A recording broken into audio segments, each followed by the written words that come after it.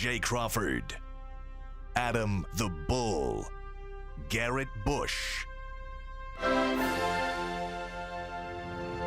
and so many big names, it would take me hours to say all of their names.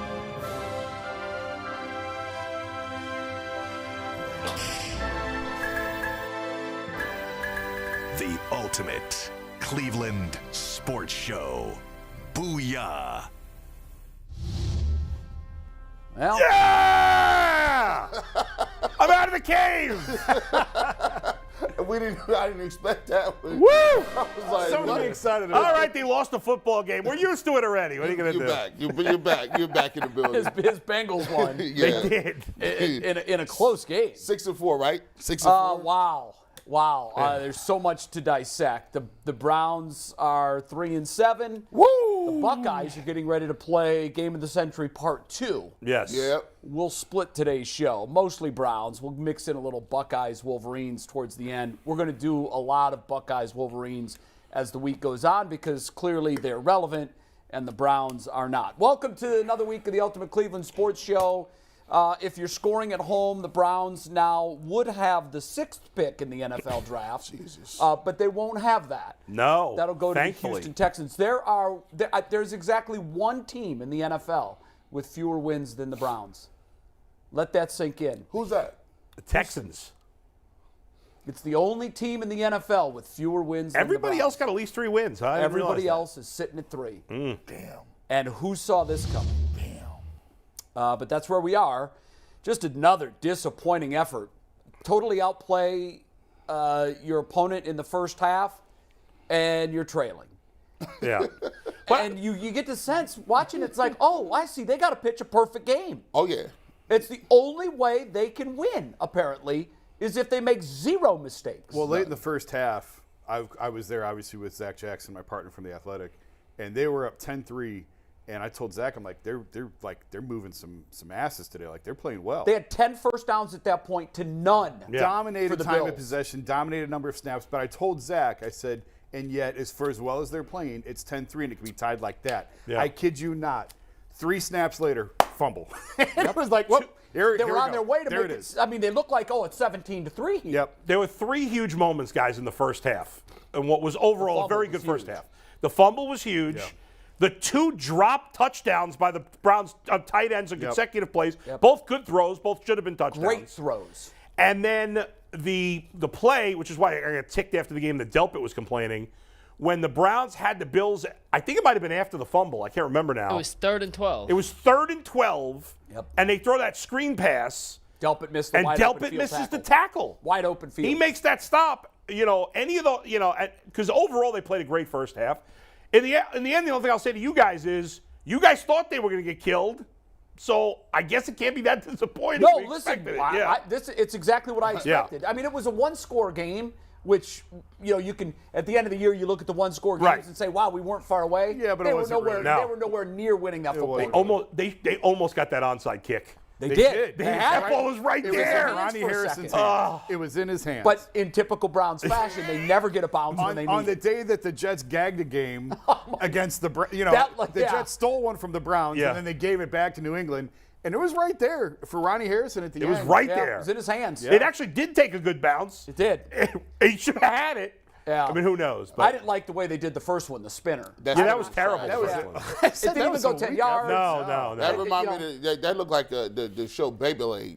Y'all don't know anything about the actual What show? Beyblade.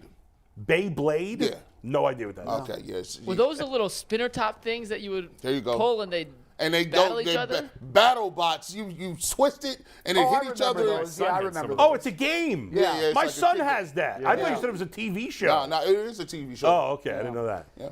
But it was just one of those days where, Yeah. you realize as you're watching this thing, talent's not the problem. I still don't think, on the offensive side, by the way, Jacoby Brissett, for all the question marks that we had about him coming into the year, and we know that he hasn't been able to pull out any late game wins, and it's been those late interceptions that have hurt them in 3 different games. Mm-hmm. Could we have asked for better play from the quarterback? Definitely not.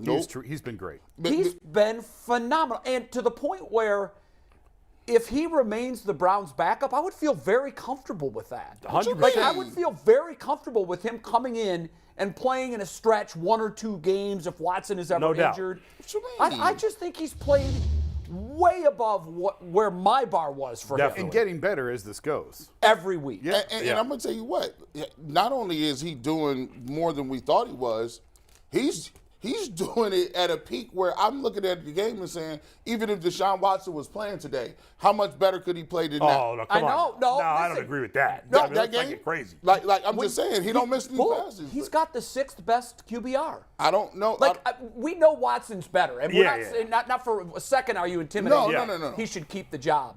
But honestly, because I was asking the same thing. Now, there are games he absolutely would have made a difference Yes. in, 100%. But yesterday, I don't think was one of them. I would agree with He that. made some throws yesterday, guys. That's a good throw. The throw to Farrell Brown. Yeah. Great That throw. hit him in the hands. Yeah. Like, he made some throws yesterday that Great really throws. makes you look back and say, wow, I did not know he could put that ball in that spot. Yeah. Throw to And Harrison runs, Bryant too. was too good of a throw. He had too much on it. Like, Yeah, I I didn't know he know. had that kind of arm strength. And he Yeah, it was made good. crazy. No, he made good throws to Amari Cooper, and Amari Cooper and DPJ both made great catches. Right. Throughout the day. I mean, no, talent on offense is not the problem. Offense in general has not been the problem. On defense, it's a combination of coaching and talent. And I don't want to hear from Grant Delpit after the game because he's not playing well enough either. Don't tell me he how makes some plays, but he that wide open field tackle that he Yeah, missed. but that's the play you got to make. Against You the have tight to end- make that against the tackle. tight end at that. It was a tight tight end. end. Yeah. He didn't give him a Right, it got wasn't shimmy Derrick shaped Henry. by It the wasn't tight some end. Tyreek Hill. You know, it's a guy. And I think in that situations, a lot of times it comes down to want to.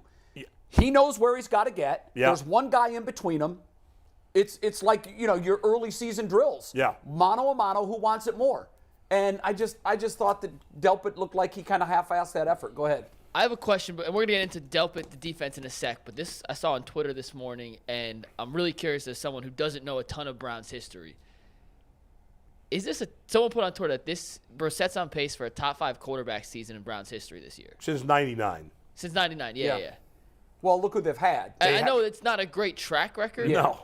It's like, He does have 11 touchdowns and 5 interceptions in 11 games. It's not like he's lighting the world on fire. No. He's No, he's lighting not. our expectations of what he would be way out of the water. But is this season, for people who have followed the Browns the last 23 years, like No. that good comparatively to what he's been?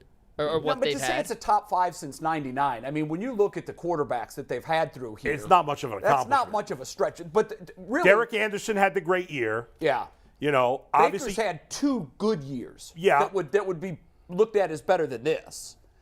But for me, it's about the touchdowns. Yeah. You've got to throw touchdown passes. I mean, if you're averaging 1 touchdown pass per game, you're going to be 3 and 7. Yeah, and his completion Period. percentage is not great. It's okay. It's in the 60s, It's better than I think. thought. it's but middle of the league. It's like 18th in the league. yeah, I mean it's But- adequate.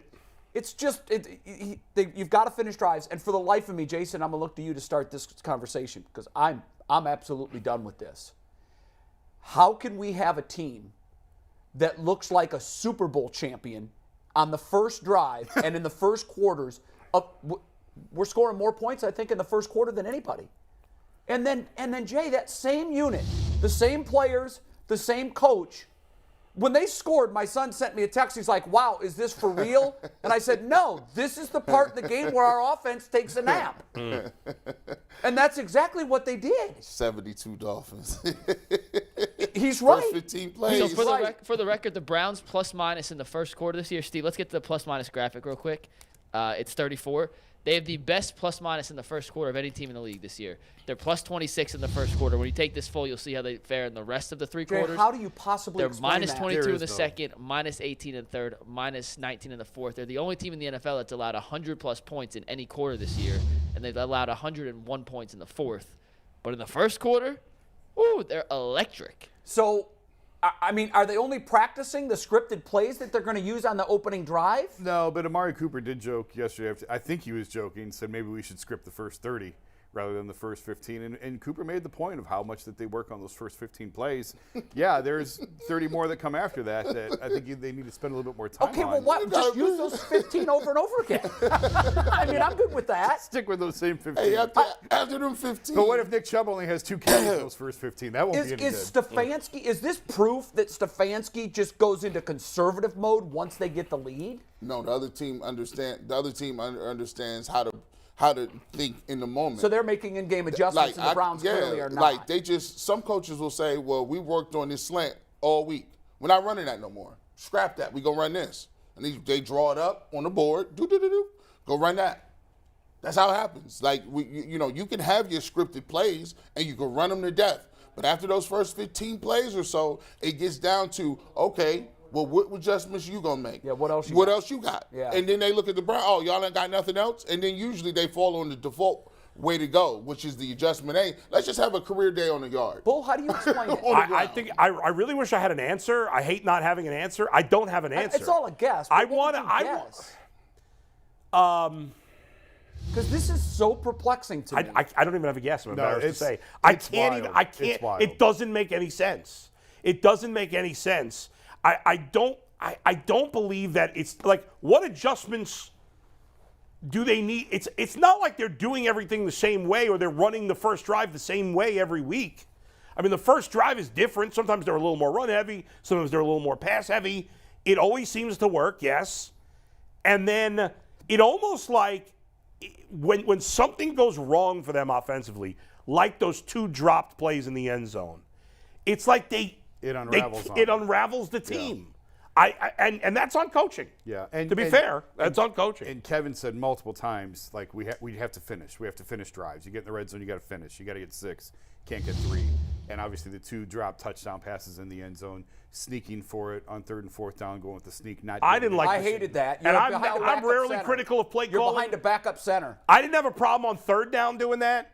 Because 3rd, it was like inches. But the Chubb moved game back on wasn't 3rd working down. either.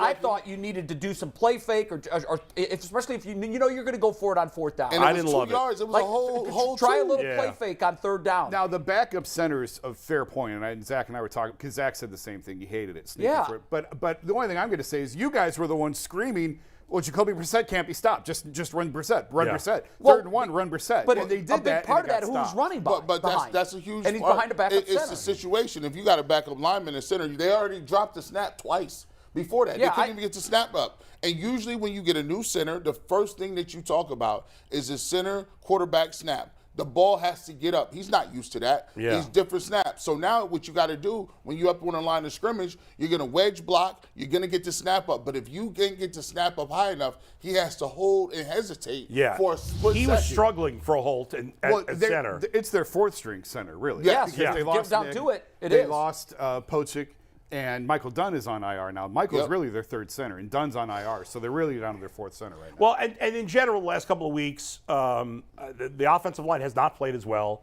The tackles have not played great, and now losing the center, obviously that's a big deal. And I think that's a big part of their, they couldn't run the ball at all yesterday. 80 yards. Now, part of it is teams are just overwhelmingly saying Jacoby beat us. Yeah. And and that's the thing. They won't be able to do that when Deshaun Watson's there. Defenses will not do that. That is correct. They will not be able to do that. When you watch the running game, one of the reasons the running game, you could tell the defensive line just said, look, we're just going to be in the backfield. We don't care whether you run outside zone, stretch, whatever, zone blocking. We're going to be in the backfield. We got 3 people up there. And at times they had 2-3 techniques. Eagle front. That's your center's covered, 2 guards are covered. It's almost impossible to run against that. It's not, you can't get movement. Everything's stacked up. So they did a good job of game planning that thing. And then I also want to say, I told Doug McDermott, I saw something the other day. He had a very good piece. Sean McDermott. Early in the game, your boy Stephon Diggs was upset. Yeah. He goes to him, he pulls up on him, he's talking to him, and you can tell Stephon Diggs, they done lost 2 games. The Browns got 10 first downs, they ain't got 1. Right. And he's telling them, I need this rock. But I like what he did. Coach did something. He pulled in coach and said, listen, we got something working here. We know that they can't stop the run. We working on something. I promise you we're going to get the ball to you, but we gotta soften them up a little bit. Right now, they playing above their head. Trust me, we're gonna get you the ball. We'll be cool. Guess what? Stephon Diggs said, "Cool." Boom, boom, boom. Later on in the game, he's wide open in the back of the end zone. Yeah. They get the touchdown, and what that does is that gives your players like By the him. way, there's the diagram of the play. Yeah. He's only one of the best receivers in the league. There isn't anyone No one within within- 5 Look at the yards. Browns are triple teaming the other guy. Triple team. Here comes the triple team. What is the safety doing? What is the safety? Tyvis is going to break this down Yeah. for us on the iPad, which now works on Wednesday. So make sure you I guys got to tell come you, back so on I Wednesday. remember week 3, we had breakdown, and Yeah. Tyvis sat in the chair Jason's in right now, and he said, all this is easy to fix.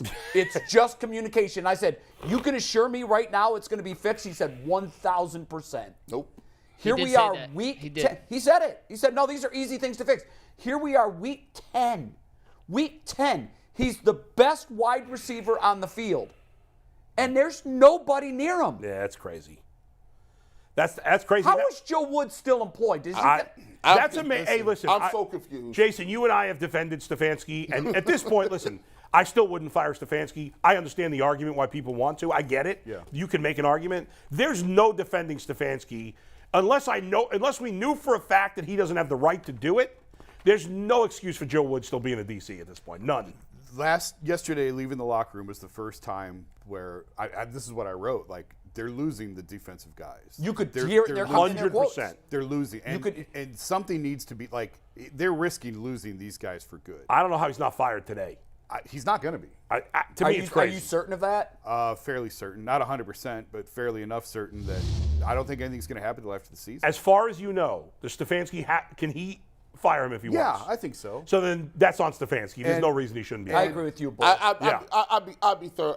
This is crazy. I mean, the guys were essentially saying, Yeah. I'd be thoroughly upset. this I would is be- all on him. I would be. But and I don't think that's fair. I No, don't think it's certainly fair not either. fair. No, Not I don't all think on it's him. fair either, but they have to run the plays that are sent down. And trust me, I talked to a number of defensive guys yesterday, and there is a lot of frustration on that side of the ball. Towards The fact that nothing ever changes. They just keep doing the same thing over that's and over my and over thing. again. Like, so make an adjustment for He got- crying he out gotta loud. go. He gotta They go. were outrushed yesterday, 171-80. He got to This go. is a Browns team that has they're loaded with running backs. Right. So that just tells Against a me team that plain and doesn't simple- run the ball. Against a team that doesn't run it. No. It was- They and barely most of threw the- for more yards. The and- Bills threw for 197. Right. They ran for 171. And most of the running yards by the Browns was Jacoby on that. He had that one Yeah. play where he He had had like a 30 huge run yards up or the something. middle. The Bills were 5 yards shy of becoming the fourth team to set a team high rushing season against the Browns this season. A rush for a season high. and against he's this not defense. doing anything to change it. Nothing.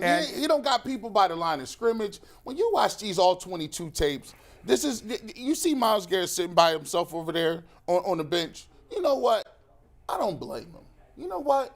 Because you know what he blatantly telling me is your relationship with your buddy is more important than winning. Your relationship with your friend is more important than losers and wins and losses. Because here's what you tell me. If you know that this guy is causing the defense to play this way and you wait till after the season, I don't respect you. I don't respect you as a man or a coach. I think you're taking some liberties there because I don't think Kevin and Joe are buddies. Well, they got to go. But I who was agree. keeping them? He got pictures I of wrote today. I mean, I wrote it today. It's time. It's time. It's You gotta- absurd. In order I mean- to save that side of the ball. Yeah. I think And it's here's time the to move thing. on So from now it. it's 3-7. The season's over. Yeah. Sure. But we've been saying this since it was 2-2. Yeah. And so, Yeah. the Colts took a lot of grief for, doing what they did. And by the way, they came within a 4th and 2 stop of being 2-0 Yep. and beating an 8-1 as they lost to the Eagles at the end.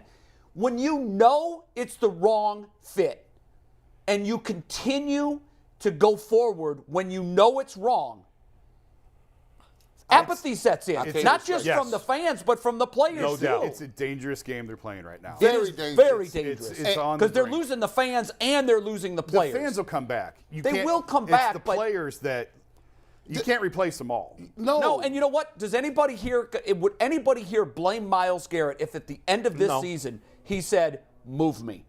Would anyone blame him for that? No, I would not. I wouldn't. I don't know that I would blame him, but number one, I don't think it's going to happen. Number two, I think he wants to see what this looks like with Deshaun. Agreed. Yeah. So I think he's excited about having Deshaun and seeing. But he also knows Deshaun won't be calling defensive plays and he won't be tackling people. But I think that they know that there will be changes coming. But I'm with you guys. It's a dangerous game they're playing right now, and there's a lot of emotion and frustration on that side of the ball. Jason, you spent a lot of time in that locker room. Why do you think Kevin Stefanski will not fire Joe Woods? I think because it doesn't solve anything. Ultimately, But yes, it does. You talked about it. It lets players know that there's a level of accountability. I agree. If nothing else, I agree. I'm just telling you why I think that they're looking at it as, okay, well, what good is it going to do in the middle of the season? I don't know that they have someone else on that staff who could really hold that role. It don't even matter. Everybody doesn't matter gets at this 200 point. yards. They get 200 yards a game agree anyway. with that because look at what the Colts are doing with a play caller who's never called plays before. Yes. Yeah. So you don't know until you give somebody the Some opportunity. numbers that just jump right off the sheet at you.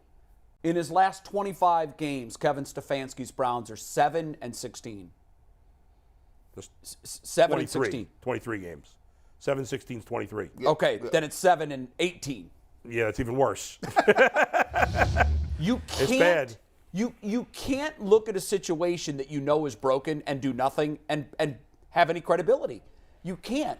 In sports, it's all about adjustments, both in game and in season. And during this season, we have watched this defense do the same thing week after week after week. They're not putting pressure on opposing quarterbacks, therefore they're not getting turnovers and they're not getting sacks. It is the least aggressive defense I think I've ever seen. Ever. Did you watch the Bengals-Steelers game I yesterday? did. Yep.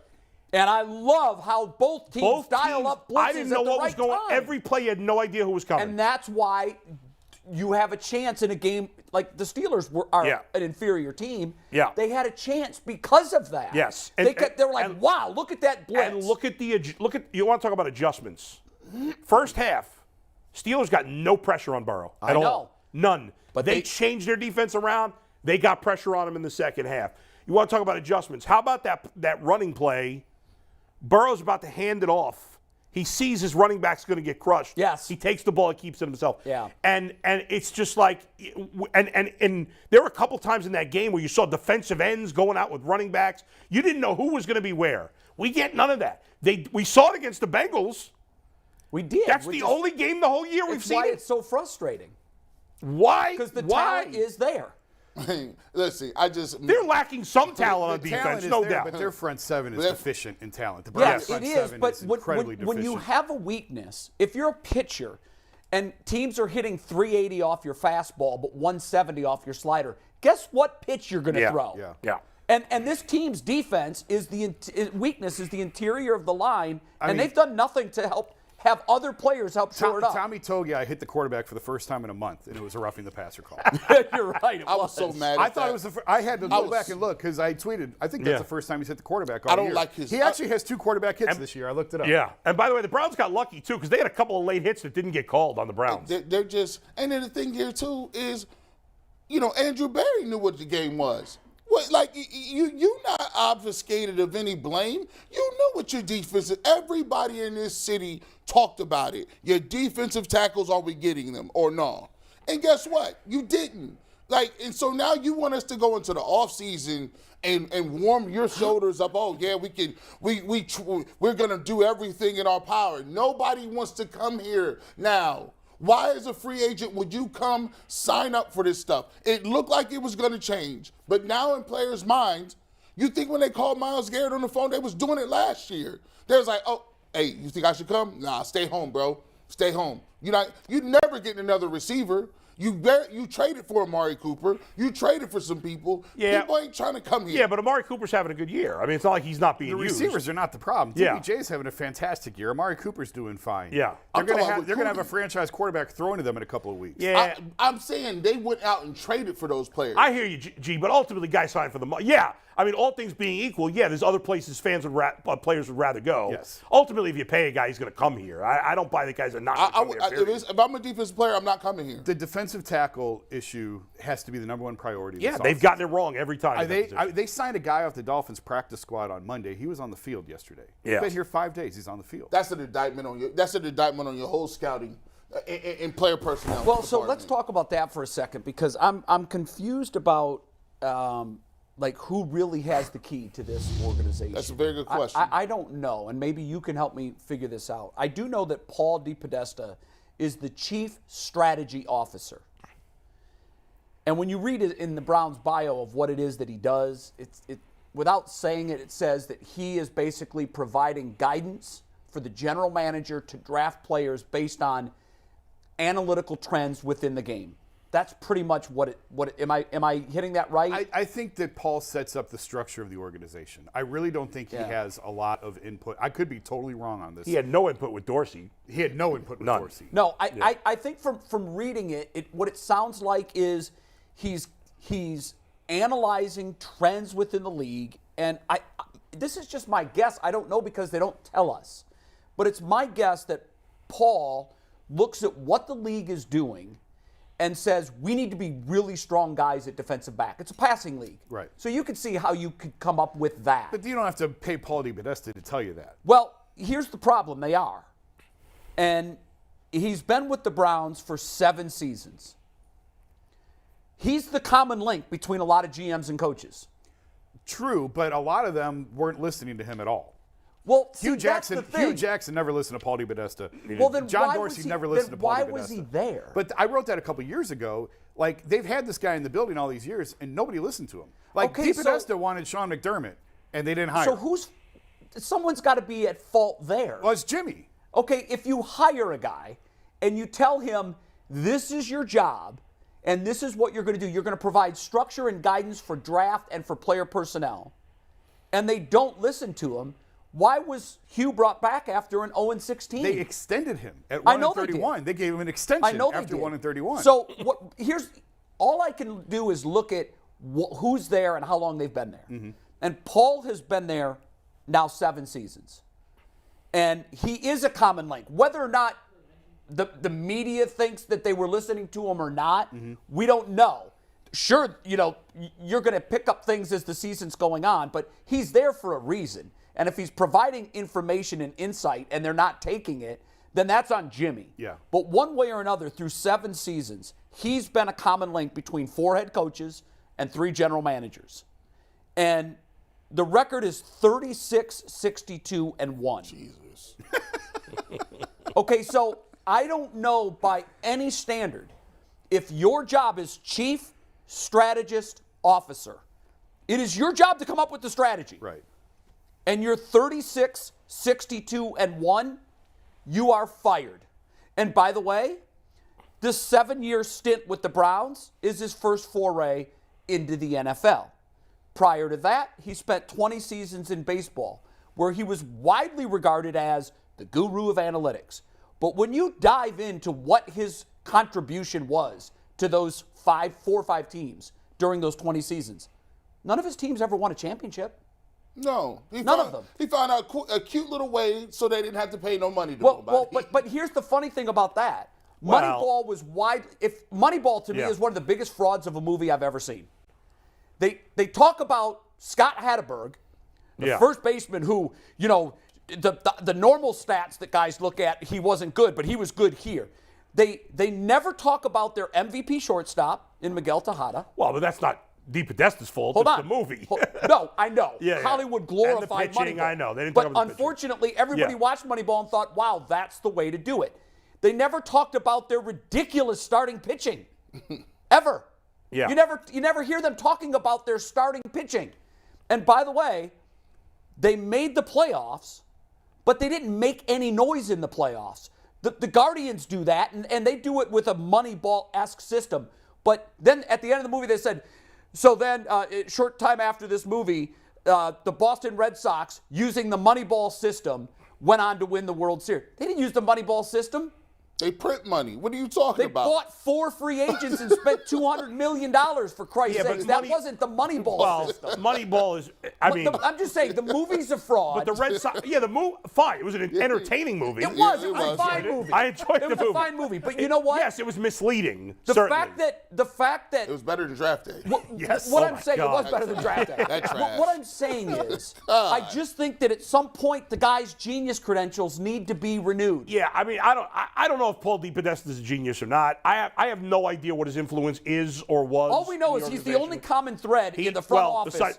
Besides Jimmy Haslam. Well, okay. Here's the thing I would say. This is the first front office head coach pairing with Paul where they all see it the same way, whether that's good or bad. Well, it's the 3-7 way. This is the first time with Paul, Andrew, and Kevin that they all see it the same way. Well, I'm glad they at least all agree on how to beat 3-7.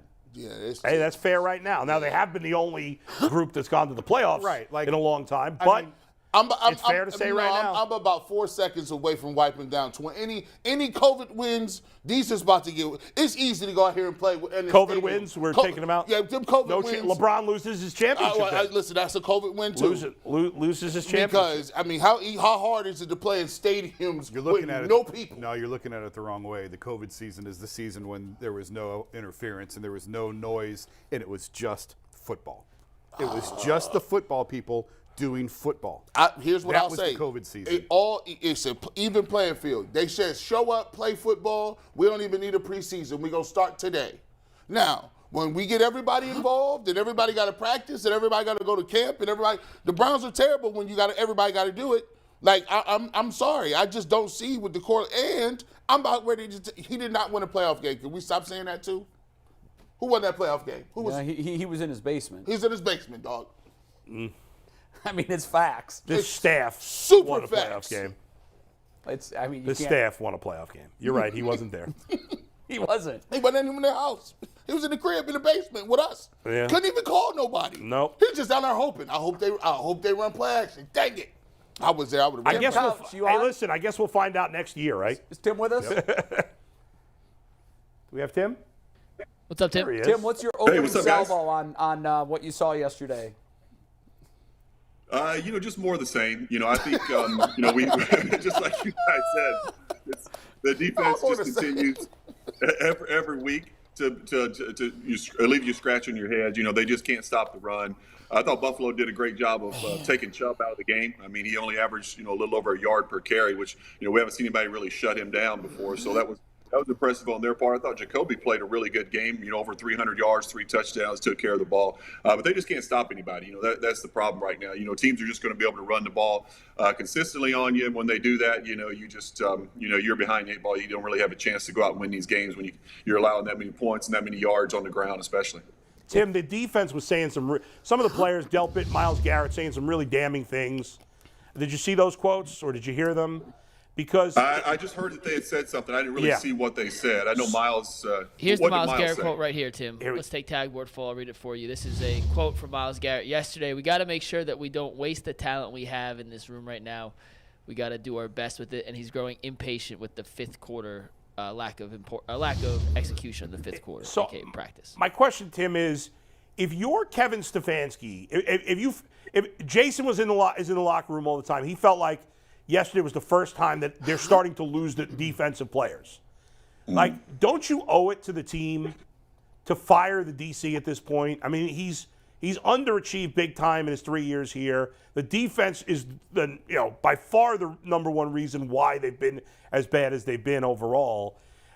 Don't you think a change is warranted at this point? I know you don't want to call for guys to be fired, but do you think some of the players are thinking, how does this guy still have a job? And how bad is that? I think it's certainly justified right now that you got to make a move. I think players are probably, wondering the same thing. In this league, we see so much turnover. When guys aren't having success, they're not afraid to move guys out and bring a new guy in and start a whole new system. So it's hard to understand why why it hadn't happened yet. We've seen the Browns go through a lot of assistant coaches, head coaches, general managers, everything. We've seen a lot of turnover within this organization over the years.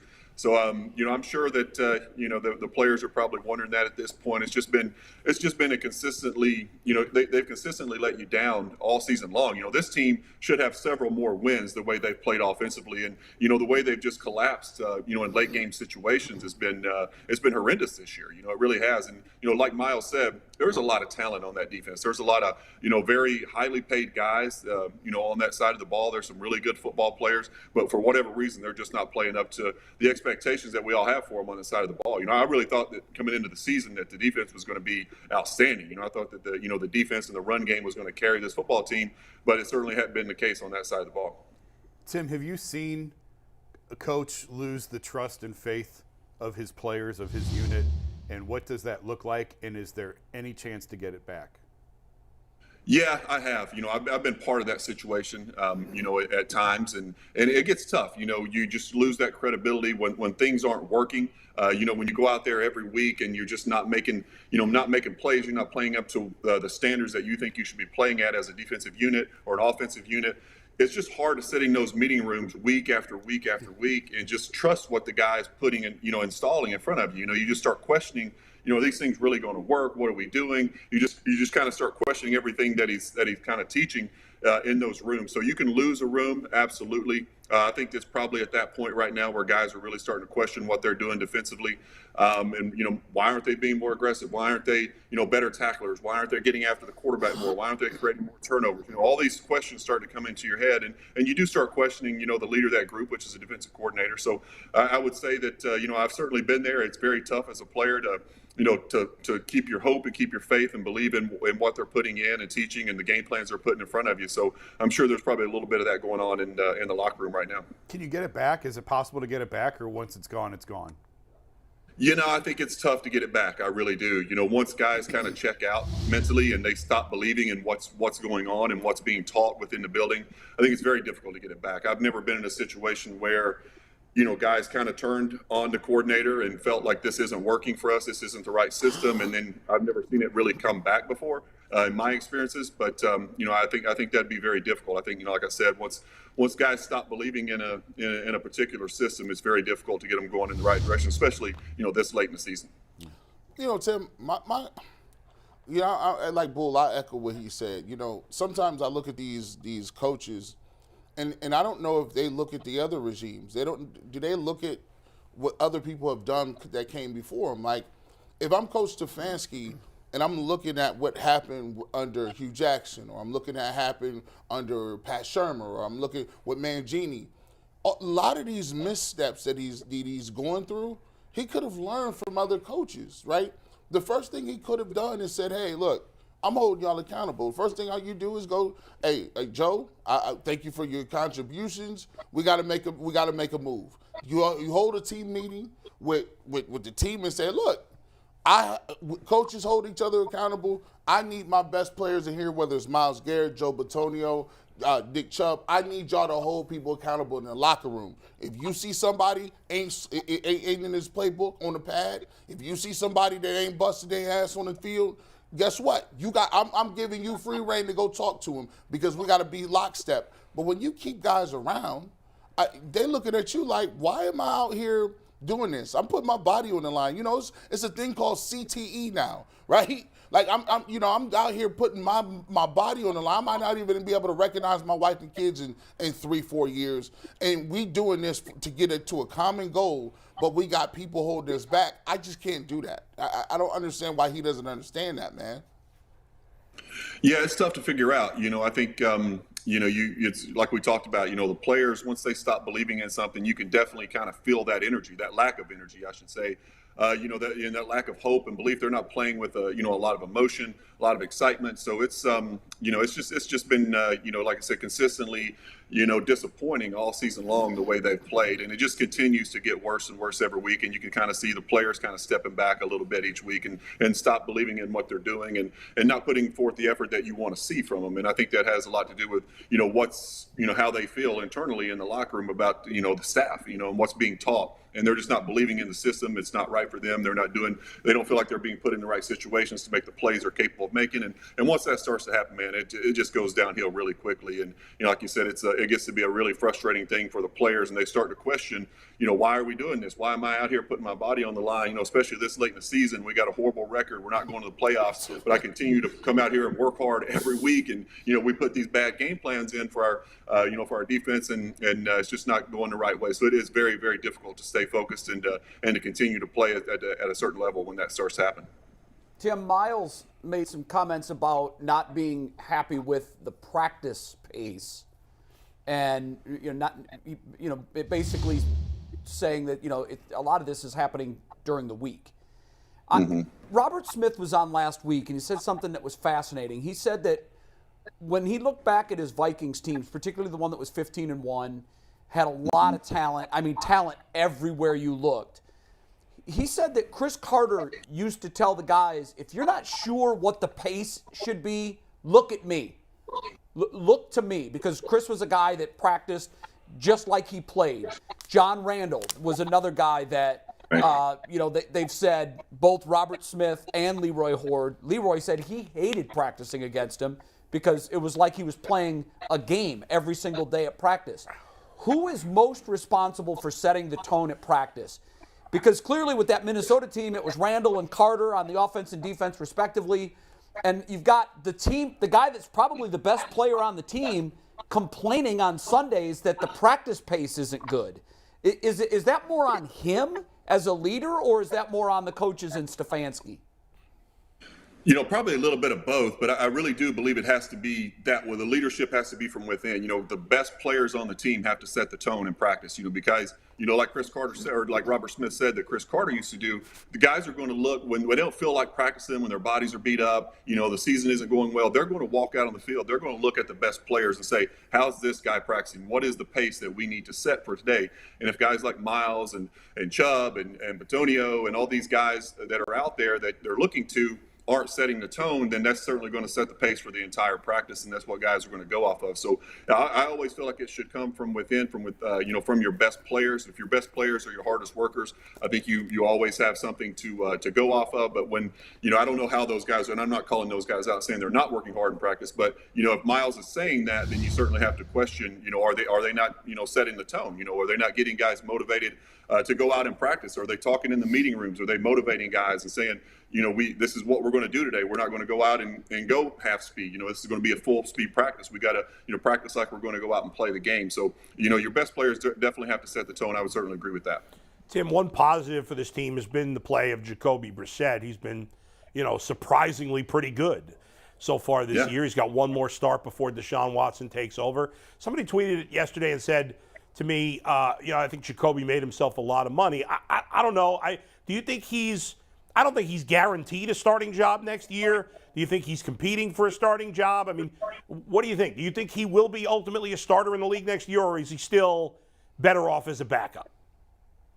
That's a tough question. I think he's proved that he certainly belongs in this league. That's for sure. A guy that was kind of seen as a backup, but now he's had the opportunity to start here in Cleveland with Deshaun's situation. I think he's played tremendous football. You really can't ask much more from this guy from than what he's given you this year. So he's certainly shown that he's capable of being a really good player in this league. And you look around the league, and there's a lot of starting quarterbacks that you question, are they really as good as Jacoby Brissett? Like I don't know. I think he probably is better than a few of the starting quarterbacks in this league. So, but either way. Yeah, you can go to a few teams and just say, I think Jacoby could compete with that guy. I really do. So he's certainly earned a lot of respect around the league. I think he's opened a lot of eyes. I'm really impressed with him. I really am. I think he's throwing the football accurately. He's taking care of the ball for the most part. I think, we saw yesterday him running the football very effectively at times as well. So, I think he's done a great job. He's done, I think he's exceeded expectations for what I had, for what he was going to look like, what this offense was going to look like without Deshaun. So I've been really impressed with him the whole season. I really have. Tim, games in this league are won in the fourth quarter. Most of your games are one-score games. It's pretty. I think that's the common thought in the NFL is if you can keep it to within a score, you have a chance to win in the fourth quarter. Steve and McNuggets, can we get that point differential by quarter? One of the things that we can't figure out, Tim, is how this team looks like the New England Patriots with Bill Belichick and Tom Brady in the first quarter. They're outscoring their opponents by 26 points. But look at what happens after the first quarter. They're getting outscored soundly in the second, third, and fourth quarters. How do you explain that? And one more point to that before you go, Tim. That fourth quarter number is a little inflated because of a couple garbage time touchdowns yesterday. Well, they had one yesterday. And a couple weeks ago. It's actually not as close to the fourth quarter. And Tim, we're going to throw 7 questions on you. What is the difference between you scripting those first plays and after the script, what are you doing after that? Yeah, that's exactly what I was going to start with right there. We've seen the Browns, come out against Miami a couple weeks ago. We saw it yesterday as well. The first drive of the game, they come out and you look like, oh my God, these guys are on fire. They're going to light up the scoreboard. And then, teams make adjustments and they slow down and the thing starts to turn. And you got to think that's coaching, right?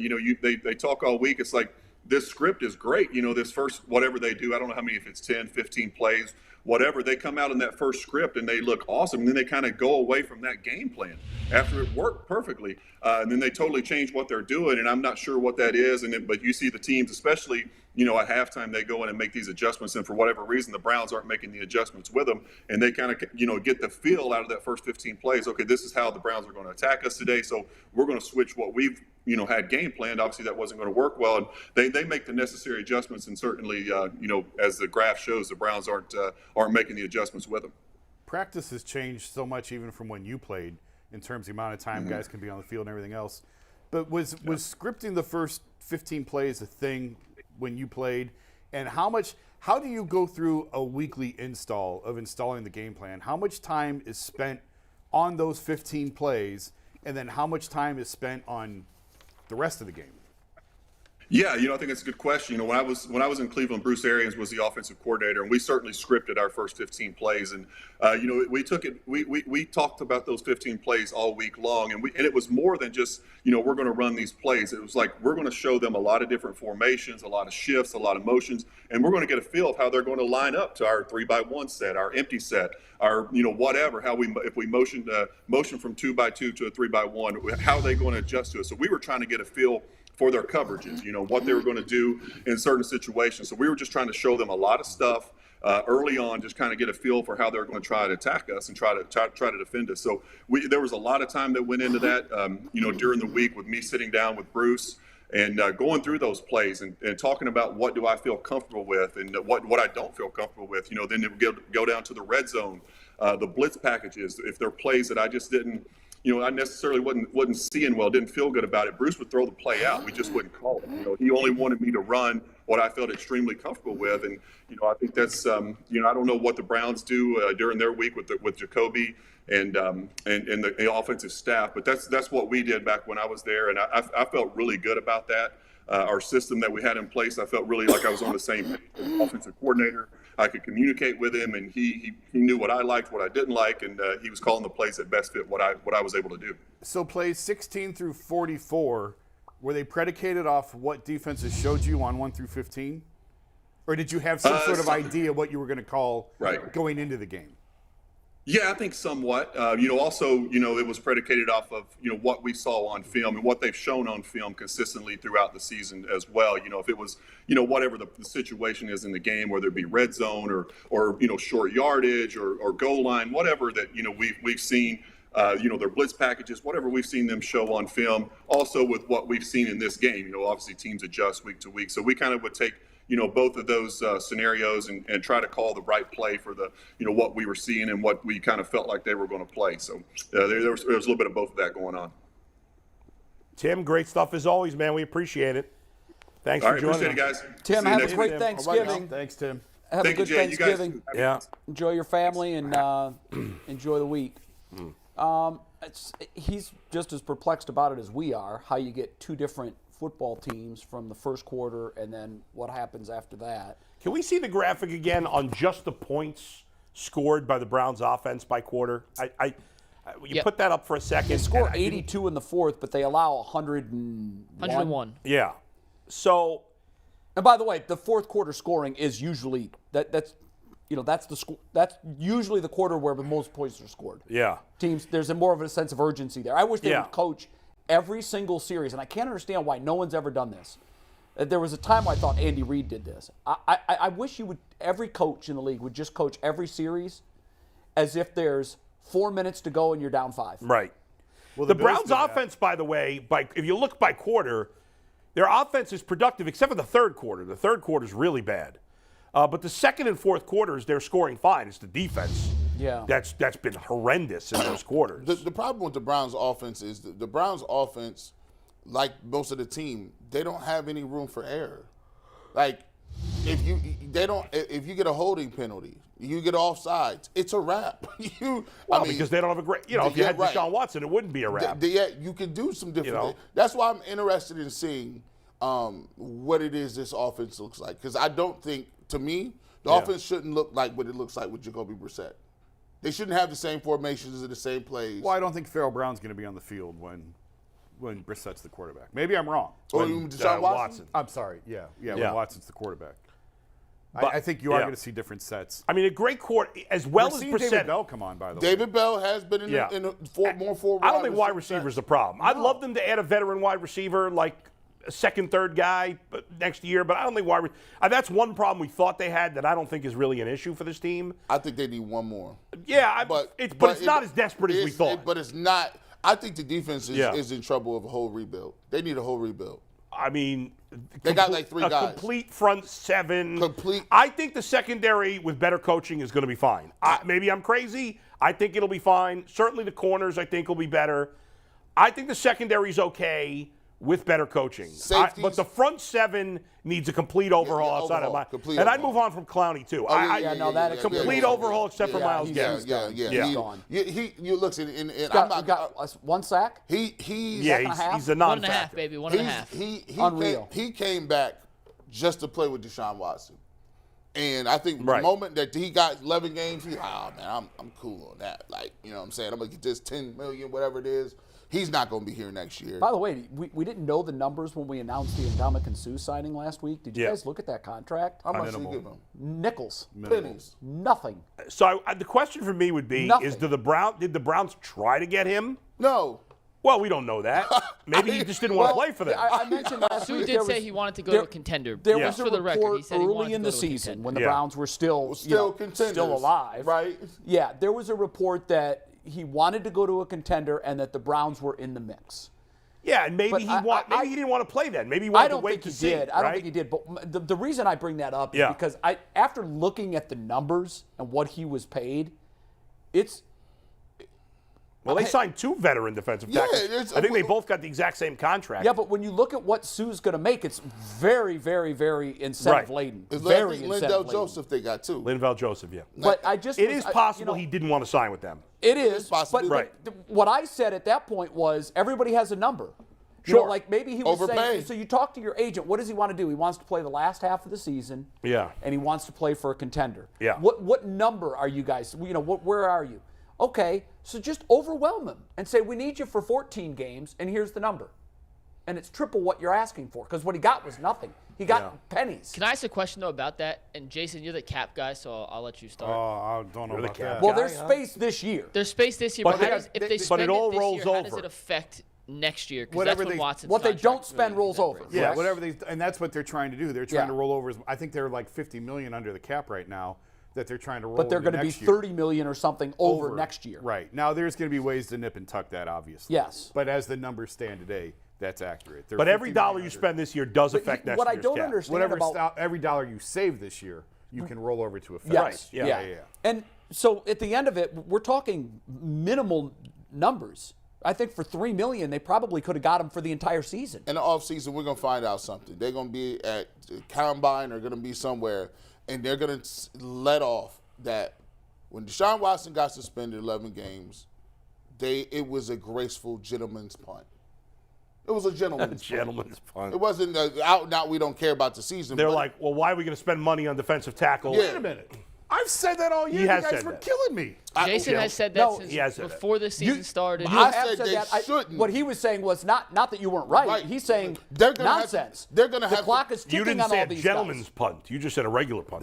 Yeah, that's right. And so very mean. Jason did a coffin corner. G did the gentleman's punt. I respect the difference. Very nuanced, G. It was a gentleman's punt. They said, okay, and here's even the carries. Like, so we argued with Bull, and I had to think. I said, hold on. They're like, oh, well, we're not going to win, and we're not going to burn Nick Chubb out. You only going to get 18 carries. We're not going to burn you out. We're not going to win, and we're not going to spend any money because we're going to need that money next year. year. There you go. And I ain't spending no bread either. So it was kind of like we were like, oh, but we still can. Hold on, no, really? Yeah, but now tell that to a Myles Garrett who on every single play he goes out there runs the risk of a career-ending injury. I agree and with Nick Chubb, who every single play he goes out there runs the risk of a career-ending injury. That's a tough sell. Ultimately, they were playing to win. It wasn't like they were tanking. But they weren't all in. They weren't going to spend. It's fair to argue they weren't going to spend the extras. But the based on the thing situation. that's weird about Sue is they did, like last year, they brought in Malik Jackson on a 1-year contract. Yeah. A veteran at the end of his career, and they brought him in on one. So it's not like they're opposed to doing that. So I do wonder if it's just the fact Sue didn't want to come here. Because Sue may have just said, before. I'll Again, talk to if the teams in the money middle was of the right- season and I'll see who's a contender. Yeah, exactly it. but again, if the money was right, look at what Deshaun Watson went from a hard no to Cleveland, don't even talk to me, to coming to Cleveland in 24 hours. You're like, wait, what the hell just happened? Even at Well, what the hell happened was, and I'm not saying you offer him that kind of money, but everybody has a price. Yeah, but you run into a danger with that because Mike Holmgren had a price too, and look how that turned out. Yes. Yeah, So well, if you just are writing, and maybe that happens with Deshaun, I don't know. But if you're just writing checks and you're just going for the check, bad things can happen. The only thing, if your heart's not in it. Only thing Kevin Stefanski can bank on is, and I hope this happens for him. Only thing he can bank on is Deshaun Watson comes back, puts up a bunch of numbers, and the team looks fun. You know what? Well, here's another nightmare scenario, which you could see it because it's a Cleveland thing to happen. Please don't you say You know it, what I'm Jay. going to say. Don't you say that, They're Jay. going to Do it, Jay. lose. They're going to Do it, lose to Jay. the Patriots, and they're going to sit at 3-8, and then Deshaun's going to Bucks. the Bucks. Yeah, Brady. Wherever Brady is, I call him the Patriots. If he said and I this- cannot get that out of my brain. Yeah. I was thinking about this They last lose to night. the Bucks. They're 3-8. Watson comes in, wins all 6. They finish 9-8, and then you can look at any number of games that they lost that they should have won and said, "Wow, that one put them in the playoffs." Right. 9-8 does not get them in the playoffs. No, of course it won't. Right. 10-7. Get them in the 10 playoffs. and 7 would not going to get him in the playoffs. 10-7 will. Or No, it even won't. worse. I don't know. Maybe. The projections that they showed last night on NBC's pregame show, they projected it out, and they said Well- that there will most likely be a 10-7. Yeah, but it's not going to be them because they don't have any tiebreakers. Although Well, the what I'm saying- 7th team could be the Bengals, who they might have the tiebreaker against, But- who they would be if they won 10 what, games. what I'm saying is, like, so if it was a gentleman's Still a chance, punt Jay. on the- Still a chance. 2.7%. Thanks, Jay. That's about the chance the Jets had to beat them when they at the end of the game. and they came through. 16%. Top 5. Listen, I understand everybody's frustrated about the draft pick. I get it. But ultimately, I would much rather have Deshaun Watson than that draft pick. Now- So I'm not going to complain about that. Now- I get it that it sucks because you didn't think it'd be a higher pick. But would you rather have that pick or Watson right now? Watson, but I will say, if he ain't played in 2 years, my fear is, and I don't wish this on nobody, he come back, he playing against the Texans. You know he's trying to play well. No, don't you say it. That's No, what I thought you were don't- doing. don't G, you get G, hurt? you don't say Don't it. I even give Jay speak free it. reign. You- You look, don't say it. Don't say it. Don't say it, Don't G. say it. I told. We all know what you're thinking, Warren Sapp. We all know exactly what you're thinking, but don't Next put that bad question. juju out here. That's Not on where I this thought- show. that's where I thought Not Jay on was this going. show. That boy ain't played in 3 years, Jay. By the way, boy ain't played in 3 years. By the way, the Browns need to fire Mike Prefier at the end of the year, too. His ass needs to get out of town, Mike Prefier. Although I will say, I think we found our kick return man. Yes. The last 2 games, Ford has he's shot out of a cannon. That's the Yes. way you're supposed to return kicks. Yes. But one after another, he's taken to the 35-yard line. But next year he's Next going to year be in a he's gonna be bigger a running role, back. and next year he's you know not what? going I to be. really desperately want to see him play. Last night when I was watching Kansas City, Pacheco's a guy who was a late pick. He was a 7th-round pick in the same draft that Ford went. Right. A late pick. He was okay at Rutgers. He wasn't a difference maker. Right. But it's what jumps out to me when I'm watching him run the football is he's running for a job. He's running for a paycheck. They run Right. a little Now, it's a different. little And so they easier when you lose- have Patrick Mahomes as your quarterback. It is. It's a great. Yeah. But you know what? Edwards-Helaire Hadn't done much. hasn't done anything. No. And then Pacheco comes in there, and I'm watching him. I'm going, if I take the numbers off the jerseys, and I said this earlier in the preseason, if you strip Schwartz of his number and name, he's not on this team. He's here because he's got a number 10 jersey with Schwartz on the back. Right. And they drafted him. But when you just watch and you don't know that that's Pacheco or you don't know that's Edwards-Helaire, I'll take 10. I'll take Pacheco. Sure. He He just- looked good. To the eye test, But- and I want to see Ford. If the season's a wash, Yeah, he should play some. Then that's not, I'm not saying put Chubb on mothballs, No, but Hunt. I want to see. I Kareem Hunt. want to see 3 or 4 series where Ford is the featured back. What's he got? What the hell is he? What Yeah. Let's By the figure way, it out. speaking of the Chiefs, It's so funny because Tyreek Hill has gone to Miami, and he's been a huge difference maker there. Sure. And yet he left Kansas One of those City, rare- and it's a non-factor that he left. It's one of those rare transactions where both teams right. are better. Right. I don't know that the Chiefs are better. Right. But no, they're not better without him, but just they're not shows worse. You know, we talk all the time. Does the receiver make the quarterback? Does the quarterback make the receiver? I'm going to make a definitive statement right now. Quarterback. And I draft him every year in my fantasy draft because he's just the best quarterback.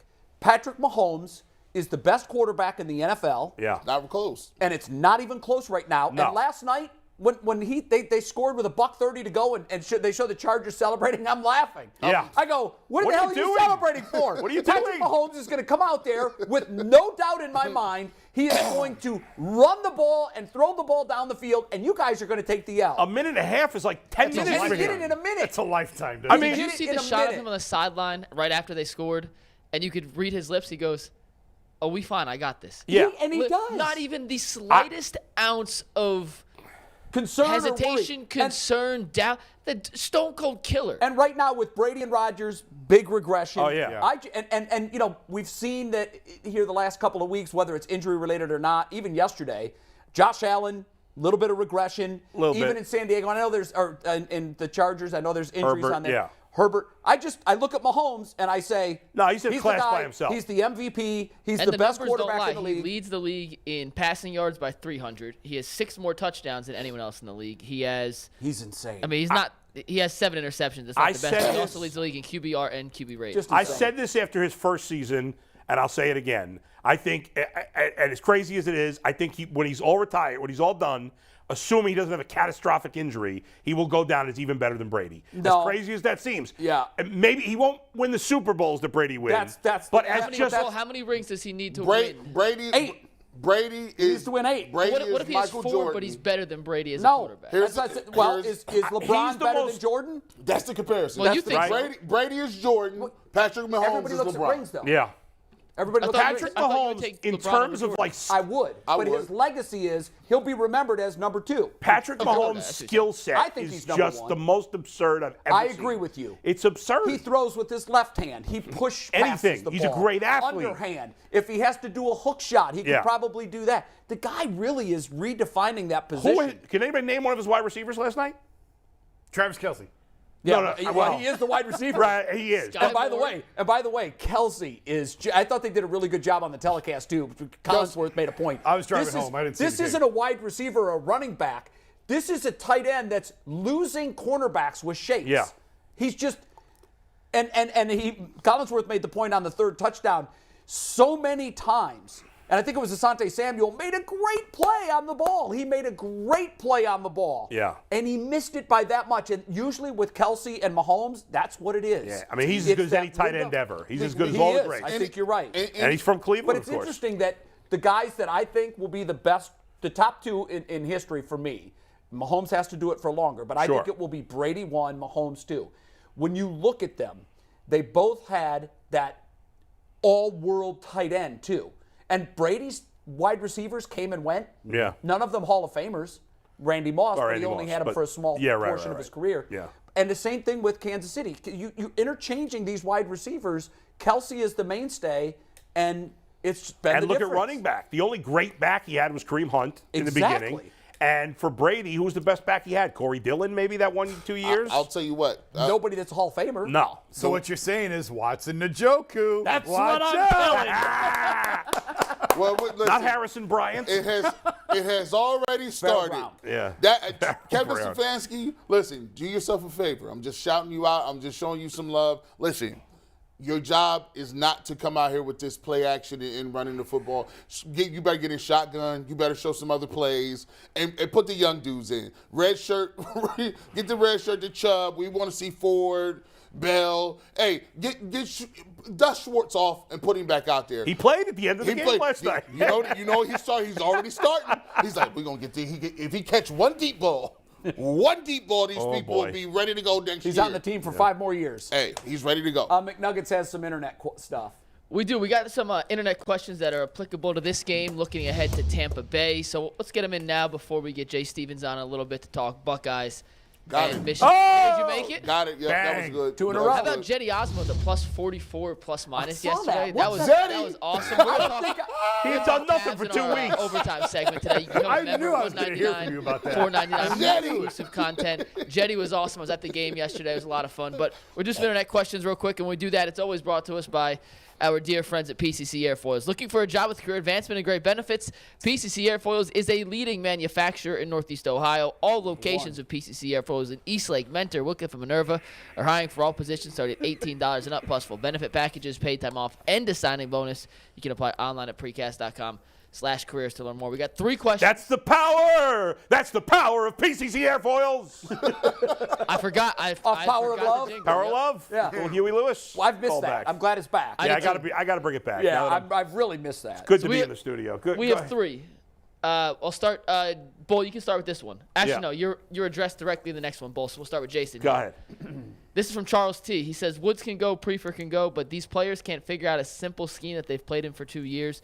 Do we have any confidence they can pick up a more complex scheme like Zimmer's if they hire him, or grow a heart at some point? No, I'm glad that was asked because I wanted to get to that point. You know, Tyvus is going to get in on this Wednesday of like they just can't get lined up right, and they're making the same mistakes they were making. So there's only 2 options that I see. One, it's a coaching issue; he can't get their attention. Or 2, they're just not paying attention. They're not very bright.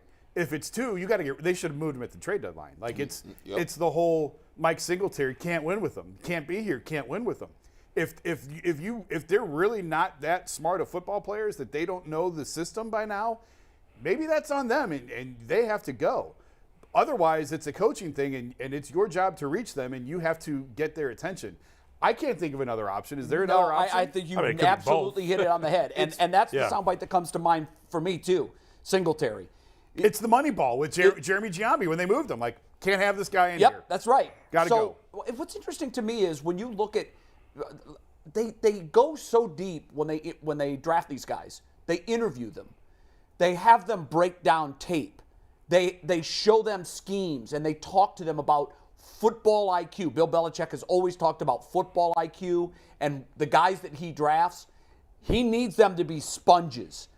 Maybe on the priority list of the players they're drafting, if they're drafting guys that have the physical tools but not necessarily as sharp up here, that's an that's a organizational problem. pivot that they have to make. But guys, don't you think there's also, and again, this is maybe unfair saying, I'm not in the locker room. I don't know these players personally. It seems like they got nobody that's a red ass on that defense. Oh, we've said that. No, they Right? don't. I mean, they just don't have, like, you need a couple of nasty guys on defense, and they don't seem to have any of That's those why I guys. thought Sue was such a priority. And you need a couple coaches that you guys need to stop worrying about calling these dudes. You need to start calling people out publicly. Like, listen, I'm going to hold you accountable in front of your people. Well, the players held some of the coaches accountable. yeah. Because to the I'm media. Yeah, your people's coming to the game. You know, and there's a thing that I hate, and I like what Myles Garrett did. You watch that scene with all them people in the middle of the field. These dudes out there act there like this is a family reunion cookout. Changing jerseys and I've always hated that. and ha-ha and having a great old time. You know these dudes didn't even practice all last week. Came out here, beat the brakes off you. They had one practice. One practice, and you out there in the middle of the field shaking it up. Come on, man. These guys, they not. That's not championship caliber players. That's not. You think? Did you see the play where Myles Garrett was trying to fist bump Josh Allen and he left him hanging? Yeah, that's it. I did see. I'm not making this up. I don't know you. He got hit and knocked to the ground. I did. And Allen stood up, and Garrett, instead of retreating to Yeah. go to his side, stood around for 4 or 5 seconds and had his fist out. Like he was and gonna jump Allen him. just left him hanging, I so know. finally Garrett left. Yeah, and Allen's I'm like, well, like- there you go. Allen's like, F you, man. That's just, I Yeah. was just blown away by that. They ain't got nobody on that team. That's no. You need a at couple- least Malik McDowell was crazy. He was Yeah. bona fide crazy. He might show up to practice with no clothes on. He was not playing with y'all. They like, this is the only black. need him. This is the only black man that disobeyed a cop and lived. That's how With tough. no clothes on. With No clothes on. Lord, listen, his reputation precedes himself, and they said, listen, we can't invite him to the Christmas party. Malik can't come to the party, but you need somebody short of that. Give me somebody that's at least angry, bro. And that's where maybe you can argue because you and I both like analytics a lot, but you have to have the balance. And maybe the Browns, who are a very analytically based organization, are not taking that into account as much as they should be, having some nastiness on the team. All I can hear is a chorus of angels going, oh. I mean, you got to have that. That has been my point all year. Yeah. Honest to God. My headline to this season is Yeah. all in on numbers, no gut. Yeah, and I think they And have I think that pertains to everything. I think they do have some of those guys on offense, but not a lot. But they have a few. I agree. think Wyatt Teller's that type of guy. He's a nasty guy.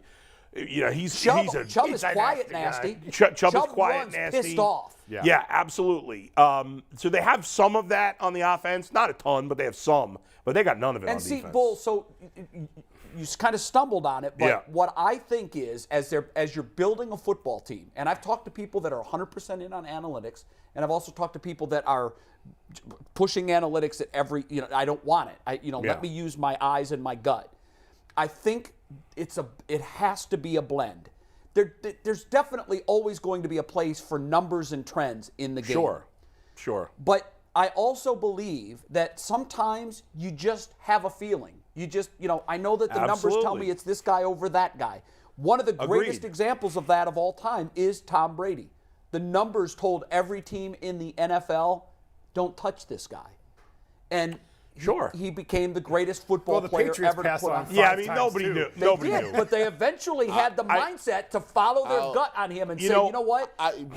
He lives in the football universe. He's a very driven guy. Let's take a flyer on him. I was reading a few years ago a book.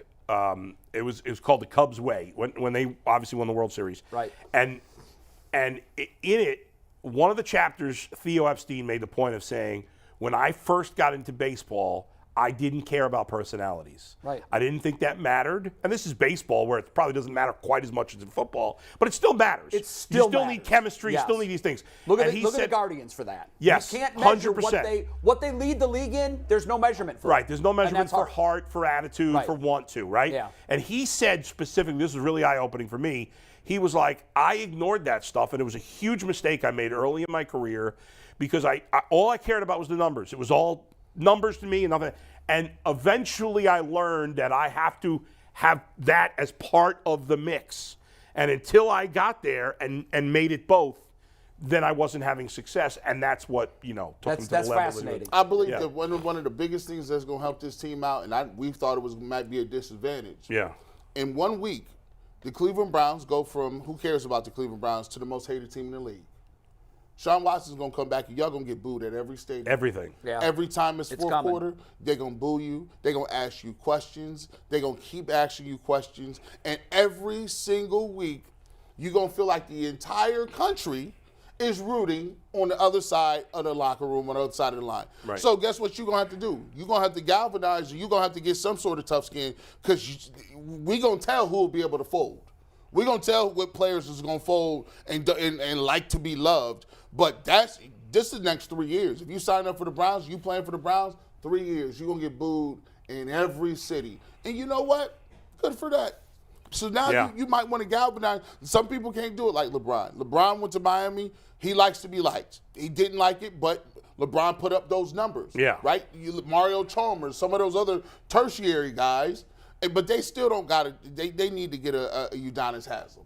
They need. Yeah. They had guys. That's what they got to do. LeBron. I mean, the Browns have to go out. I know we said, all things being equal, guys don't want to sign with the Browns. We get it. All right, but they're going to have to go find James Harrison type of player at linebacker or defensive line to whip these guys up and fire them up, because you're missing that player. You have to have that guy. I know who it is. Richie Incognito.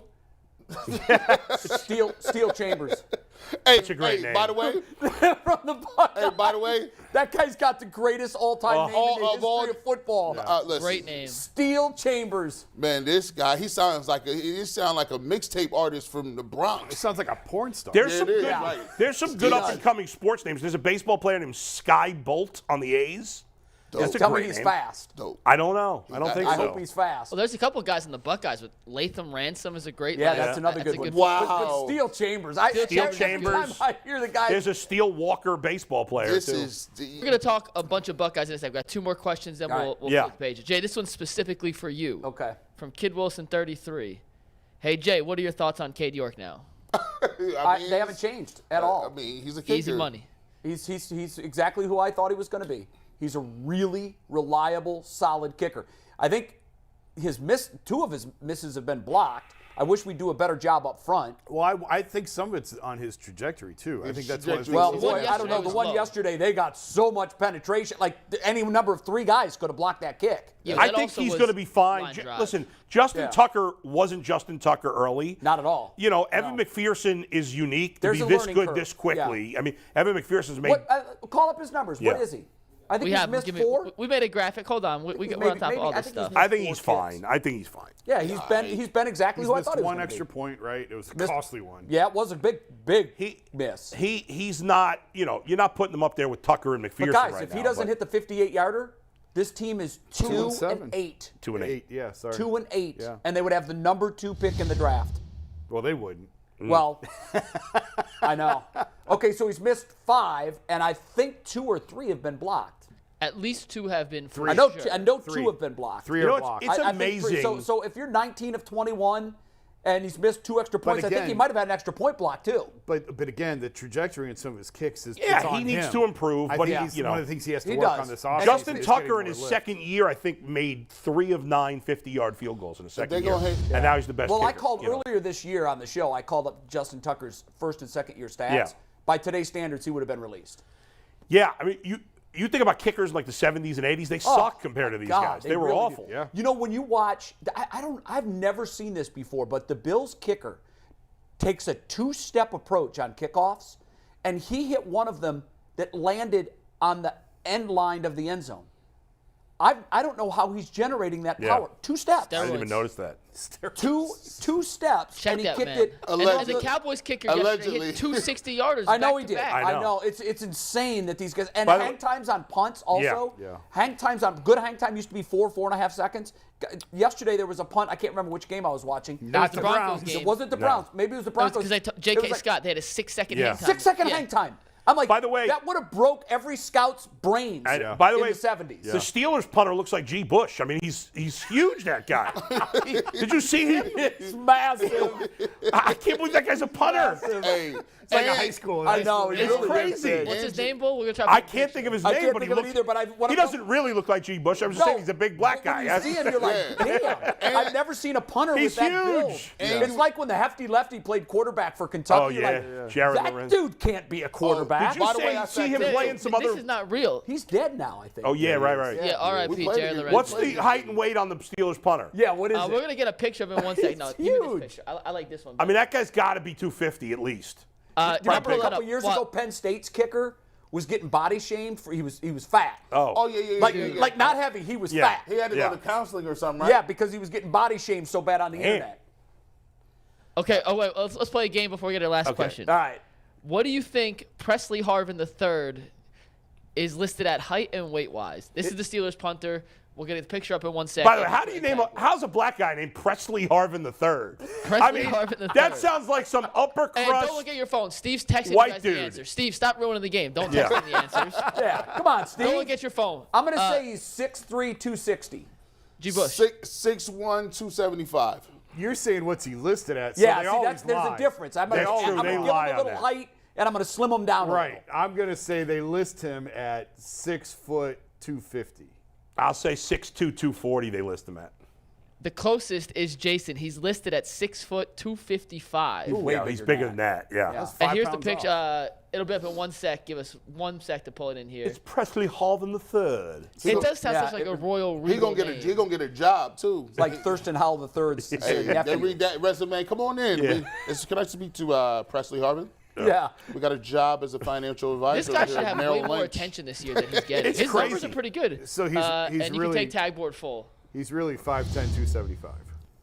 Yeah, but look at this Thick guy. dude. He's Bro. His arms are pretty jacked. Yeah, he is jacked. By the way, he has no shoulder pads. That's just body underneath there. Toilet paper. That's straight body. Like, that's That body is mass. crazy. That's not even pads, dog. Like, Can you find a picture of the Penn State kicker from a couple years ago? I don't remember that I'll see if guy. I can find a tag board of him making the tackle. And He was a man, big guy. that dude While I'm was doing that, big. though, we have 2 more questions. This one's for Bull. We'll go around the horn. Yeah. Donnie M says, welcome back, Bull. Thank Glad you, to Donnie see M. you. I'm happy to be back. He says, fellas, I know it's early to ask, but I'm curious your thoughts on our run game next week versus Big Vita Vea. Can we run on Tampa, or are we going to see an Air Jacoby attack? I mean, my general philosophy is the Browns can run on anybody. They have, except for this week against Buffalo, they couldn't. I mean, you're seeing it. The Browns are seeing 8 in the box probably more than any team in the league, except for maybe Baltimore.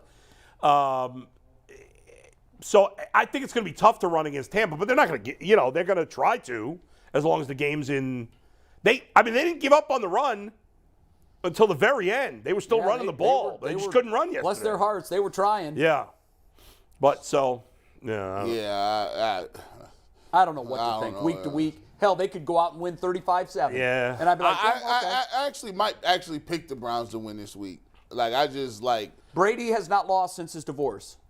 He's also coming off a bye, and his numbers off the bye Yeah, are it's stupid. insane. Yeah. Insane. Okay. Now, granted, most of those numbers were piled up with Yeah. the smartest coach in the history of the game, but I do find it interesting that he hasn't lost since the divorce. And not that I'm into the social life stuff, Yeah. but he's already got a new girlfriend. It looks She's like. got a new boyfriend too. She's stepping out with her judo instructor. Good for and her. He's rolling around with an Instagram bikini model. Yeah. Hey, He's got a definite type. Hey, Those hold on. didn't just come up with the Hey, listen. Yeah, right. I just happened to meet. Just happened. Like, I was hottest on my chick way on the out of the planet. courthouse, and you there know, she was. Wow. I mean, I did get divorced in March, and I was in the Philippines in April. Like, you got to understand. Like, Is that how it went with That's you? how it went down. And you were married in May. I was and I was engaged in May. Like, To 2 different women before he found the one he yeah, actually right, married. yeah, It's yeah. so By the way, have anybody seen the Derek Jeter's wife? What she looks like? Have you seen the new commercial Yeah, for the with Grand the- Wagoneer? I mean, it's just absurd. What company owns that Grand Wagon? I think it's Jeep. Is it Jeep? I think. I think so. Because I keep seeing, I'm like, is this a new brand? So Like what they did was they rebranded that vehicle. That vehicle's like $90,000. Oh, yeah. It is, but it's got everything. I see. in it. His wife must be the most gorgeous woman I've ever seen in my life. She's absolutely beautiful. It's absurd. But listen, if you're Derek Jeter and Yeah. you wisely played the field when you were playing because he Exactly. didn't want the distraction, Right. Like he could have done what he did. Yeah. Had his pick. And he did his thing. I love the He did it commercial. right. The commercial is you can have it all. Yeah.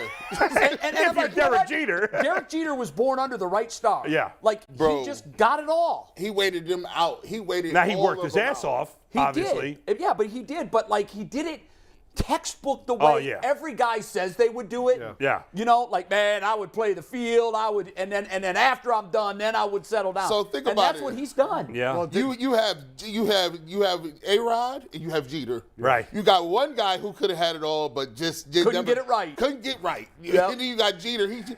You could have had the same thing. The crazy thing about Jeter was when the story came out about him giving his Baskets. one night stands, Them care like packages? parting gifts. Yeah. Care Like packages. there was no outrage. No. It's like, man, that guy, Derek Jeter, man. that Classic guy- to do it all. You guys mentioned the Penn State kicker, by the way. Yeah. We found a picture and a video of him. We'll show you guys real quick. This is Joey Julius, who's listed at Good old 5'10", Joey. 260. You take tag board full, Steve. Yep. 5'10", 260 There he kicker. is. My And let's see the video. So he's This- really this makes it 5'8", even better. Hold 280. on. You can see the kickoff here. Play the video. Watch this tackle. Oh, is this where he makes the tag? Yeah, this Oh is my goodness, he insane. absolutely lights up this. I don't even know who they're playing, but Kent State. Oh, Lord. And then All right. stands over him. First of all, he's 99. He's worn sack. Yes. First of all, he's an impact defensive tackle. Look at him. Look. Yeah, he looks like a center. He really does. He does not look like a kicker. We getting kind of fraudulent on the tag board too. They were playing we Kent showing State, more and too. more. We got a lot of footage on the tag board, by the way. Yeah, right. Y'all Yeah, getting we loose don't need over to here? discuss that. Yeah, and last question from the internet. This is from A. Antonelli. Is Team USA going to win the World Cup? Yes That's or no? Anthony. That's our producer. It might be Of producer course, Anthony. He's I very mean, I don't curious. know rat's ass about soccer, but I know this. We ain't winning. America's not winning. We ain't winning. No. If it's the I heard- women, I- yes. I read this morning that they're playing Wales at 1 o'clock. It's Yeah. their opener. I 2 read o'clock. the last time. Is it 2 o'clock? The last time they played was 2020, scoreless draw. And really, when I read that, I go, and that's why I can't get into the sport. You could play a game, an entire match. Nah. Yeah. And nobody Nothing, scores. shake hands People and go love to your it, locker though. room. So What the hell did you the just people sweat for that- 2 hours for? People love it. I don't know what it is. I don't. So if we Can't get into it. If we, like, say for instance, in 5 years, Trump gets back in office, we turn into a communist country in the West, and he mandates that all of our best players no longer play soccer, Yeah. or no longer play football. basketball, no longer play basketball or football. Do you believe with a program, a breeding program, where only the best athletes play soccer, could they be Yeah, as good? I believe we could. Yeah, but that would take decades to happen. One it generation, would. right? 2 generations, right? I mean, we have. I think 2 generations we could win it. Yeah. in 2? Probably Okay. less than that.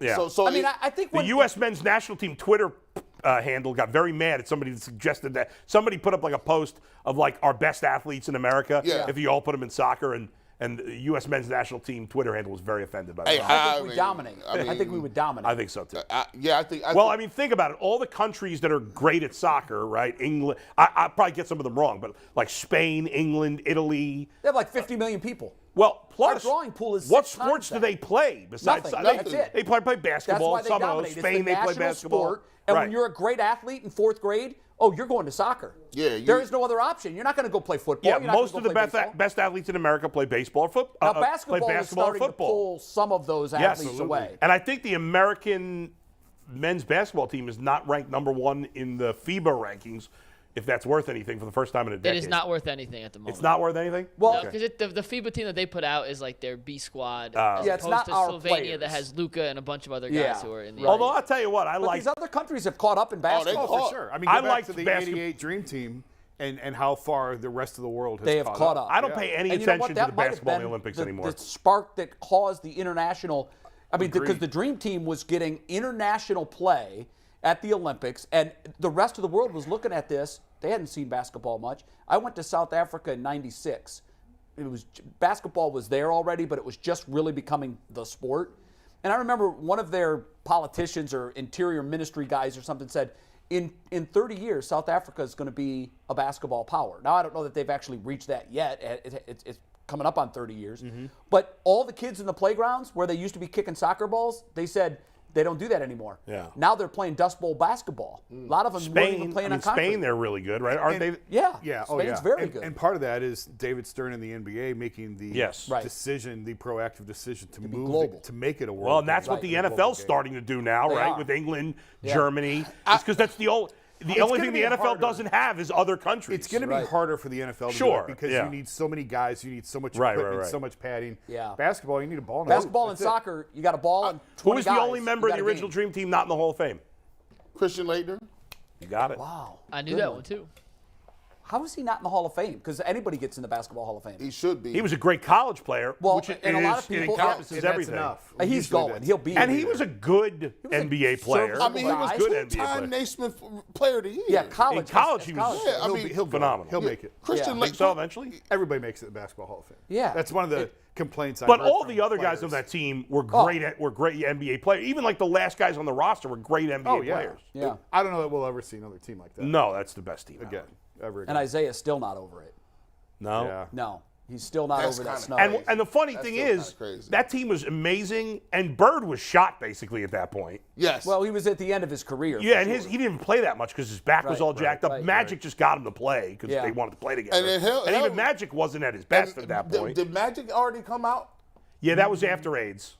It was No, after. no. I, Yeah, I I want to don't say think it No, was. no, no. The Dream Team was '88. The AIDS No, was no, like no. '91. Dream Team was in the 90s. Oh, that was 92. 92. was 92. Yeah. Oh, He okay, came out in then, I'm 91 with AIDS, right? Yeah. Was it '91 or '92? I'm pretty sure he retired and Yes. then came back. Yes. And then I'm he played pretty on the sure. Dream Team. The Dream Team was 92 though. I think you're right. I think Yeah, 91. he was already out AIDS. because I think one of the players, I think it was Karl Malone, Yeah. had said something about And him being and worried Carl's about relate- playing with him. So all those guys, and that's so funny. All those guys are very intimately connected. Like all of them, like from Bird with Magic, and then Jordan taking the torch, No and doubt. then Charles Barkley being friends with Jordan, and all. It's just wild how like. Supposedly the practices were the most incredible You know thing what ever. I wish would have happened? You know, with the Jordan documentary, Yeah. he gave permission to NBA cameras to follow him for a year, and then he took control of the footage Mm-hmm. and said, I'll decide if and when any of this ever sees the light of day. I wish that the same access that was granted to that Bulls team, that last run for the Bulls, would have been granted to the Olympic team. Can you imagine the documentary and the stories and just, I mean, having all that footage? Yeah. Because there are documentaries, but not every. They don't have everything. Full access like we were granted for the Bulls. So real quick, when they showed The Last Dance and they showed the clips of that practice, I wish they released that entire footage as just like a YouTube clip. You could watch the whole game. Do you remember the Santa Clara practice? Yes, yeah. That practice, that scrimmage, where they say it was the best basketball game that's ever been played in the history of basketball. You know how much that's they have worth? that footage. I wish they just released the whole thing. They never will, but You know how much that's worth? Yeah, it's priceless. You serious? That's you get $500 million for that. All they got to do is put commentary on it and have somebody sponsor it. That show Let's right make there a bid is right crazy. now. The Ultimate Cleveland Sports Show bids $12 plus everything I have in my pocket, which is probably another $15. Now we're up Does to 20. LeBron For that have footage. Now, how about LeBron's footage? I know you know about the LeBron footage. What footage? He been taping for how long, Jason? You mean on the court or off the court? off the court. He off. That How long footage he been- never coming out. There when he retires, there will be a lot of things that come out. Does he have a private videographer pretty much that follows him everywhere? He's got a guy. Yeah, I mean, he doesn't really work for LeBron. He's more an NBA guy, but he's with them quite a bit. Yeah. So I do think that we'll see. I know of a couple projects that I'm probably not at liberty to say. See, that's why you on the show. I need that inside info. There will be HBO shows and stuff. It'll be fascinating of too, his- because for my money, The Last Dance was one of the most riveting, complete. I think you'll see something on the first time he left Cleveland. Yeah. Yeah. There will be a big thing about When he that. came back. And some of the footage. His and some of the- career has really been incredible when you think about it. Oh, yeah. Cleveland twice, Miami, LA. Jordan got 2 rings. at all stops. Yeah. Steve is asking us who was the head coach of the Dream Team. Wasn't it Chuck Daly? I Chuck believe? Daly. Chuck Daly was the The head leading coach. scorer was a surprise guy. I can't remember. Was it Clyde Drexler? I don't know. It was a guy you It wouldn't have wasn't Jordan? expected. I don't think so. Wow, that's interesting. I'll look it up right now. Look it up. I would've think it thought was for sure. a guy. Like, I mean, they were all great. Like, Was it Barkley? It was Barkley. it was Barkley. There you go. As great as Barkley is, you would expect it to be. I just would have thought for Yeah. sure it would have been Right. Jordan. Yeah. I mean, well, what a team. He averaged 16.3 points per game to lead the Dream Team. What did Bird barely played, right? What did he average? Like 2-3 points a game? Actually, now I'm seeing this different article says he averaged 18 points per game. Oh. I would think it would be at 16 seems awfully low. Here it is. I got it. You ready for the points per game? Yeah. And then we'll start talking a little Ohio State, Michigan. Yeah. As Jay Stevens joins in a sec. Barkley averaged 18, Jordan 15, Malone 13, Mullen 13, Drexler 10.5, Ewing 9.5, Pippen 9, Robinson 9, Larry Bird 8.4, Magic Johnson 8. Who scored more points per game, John Stockton or Christian Leitner? Christian Leitner didn't even play like that. Yeah, he didn't play much. Christian Leitner averaged 4.8 points per game. John Stockton averaged 2.8. Now Wow. that means it says John Stockton only played in half of the games due to an injured hand. Leitner often deferred and only played in absolute garbage time. So his numbers, he had less total It's points than amazing. Stockton, more points per game. Guys like Stockton and Patrick Ewing and Chris Mullen, who are all-time great players, are like Periphery afterthoughts. guys. Yeah, they were periphery Chris guys. Mullen's one of the greatest shooters of all time. People don't talk about him, know. but if he played now in this three-point era, he'd be as good as anybody. Chris St. Mullen. John's, Well, right? was- He was my favorite player when, as a kid. When the Heat lost their first chance at a championship at OKC, Yeah. who was it? Who beat them? The year they Dallas. lost their first. Dallas. Dallas. Right, Before the last game, Chris Mullen was staying in the hotel that most of the ESPN folks were staying at, and it was the night before the last game, I believe, or maybe the day before the last game. There were a bunch of us that were just kind of hanging out at the pool, and Chris Mullen was there, and just like we had. I kept saying, I wish we had cameras for this. His insight and his breaking down of the series and how things were going. He was just phenomenal and was just a terrific guy. And he was cool. Really cool. Sat there and shot it with us for at least an hour. A bunch of ESPN guys just hanging out at the pool and on a day. I think it was maybe the day of the final of the last game. He used to come down the park that I played basketball as a kid. There would be like 3 courts. There would be like the Scrubs, which is where I played on. Then there'd be like the medium court, which was like good, solid players. And then you had the big time court. Yeah.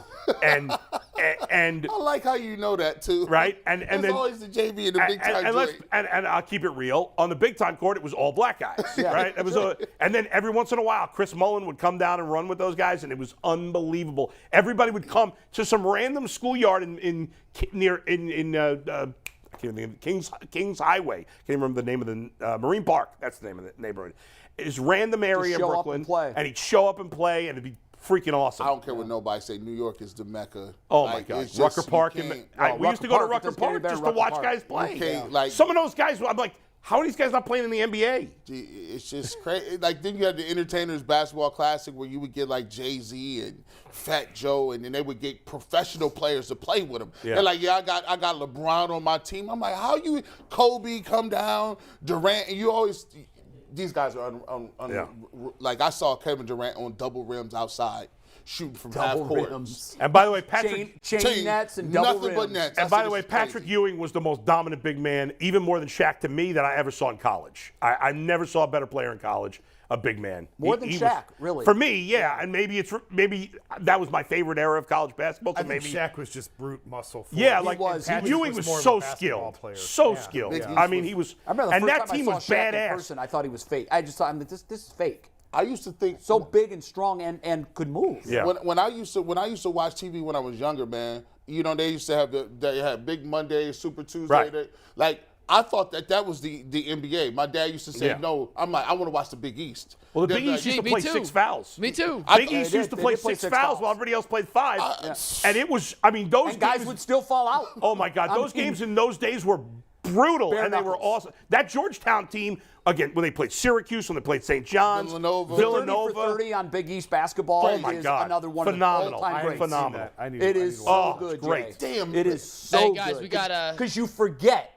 How big First of all, ball is. the caliber of coaches. Every team Oh, my had this God. Hall of Fame name at coach. Yes. Every single team. Yeah. And the rivalries and Were my unbelievable. God, it was Damn great to football, watch. man. I got some good Big East stories football I can't screwed tell up you the on Big air, East, but I yeah. got off air.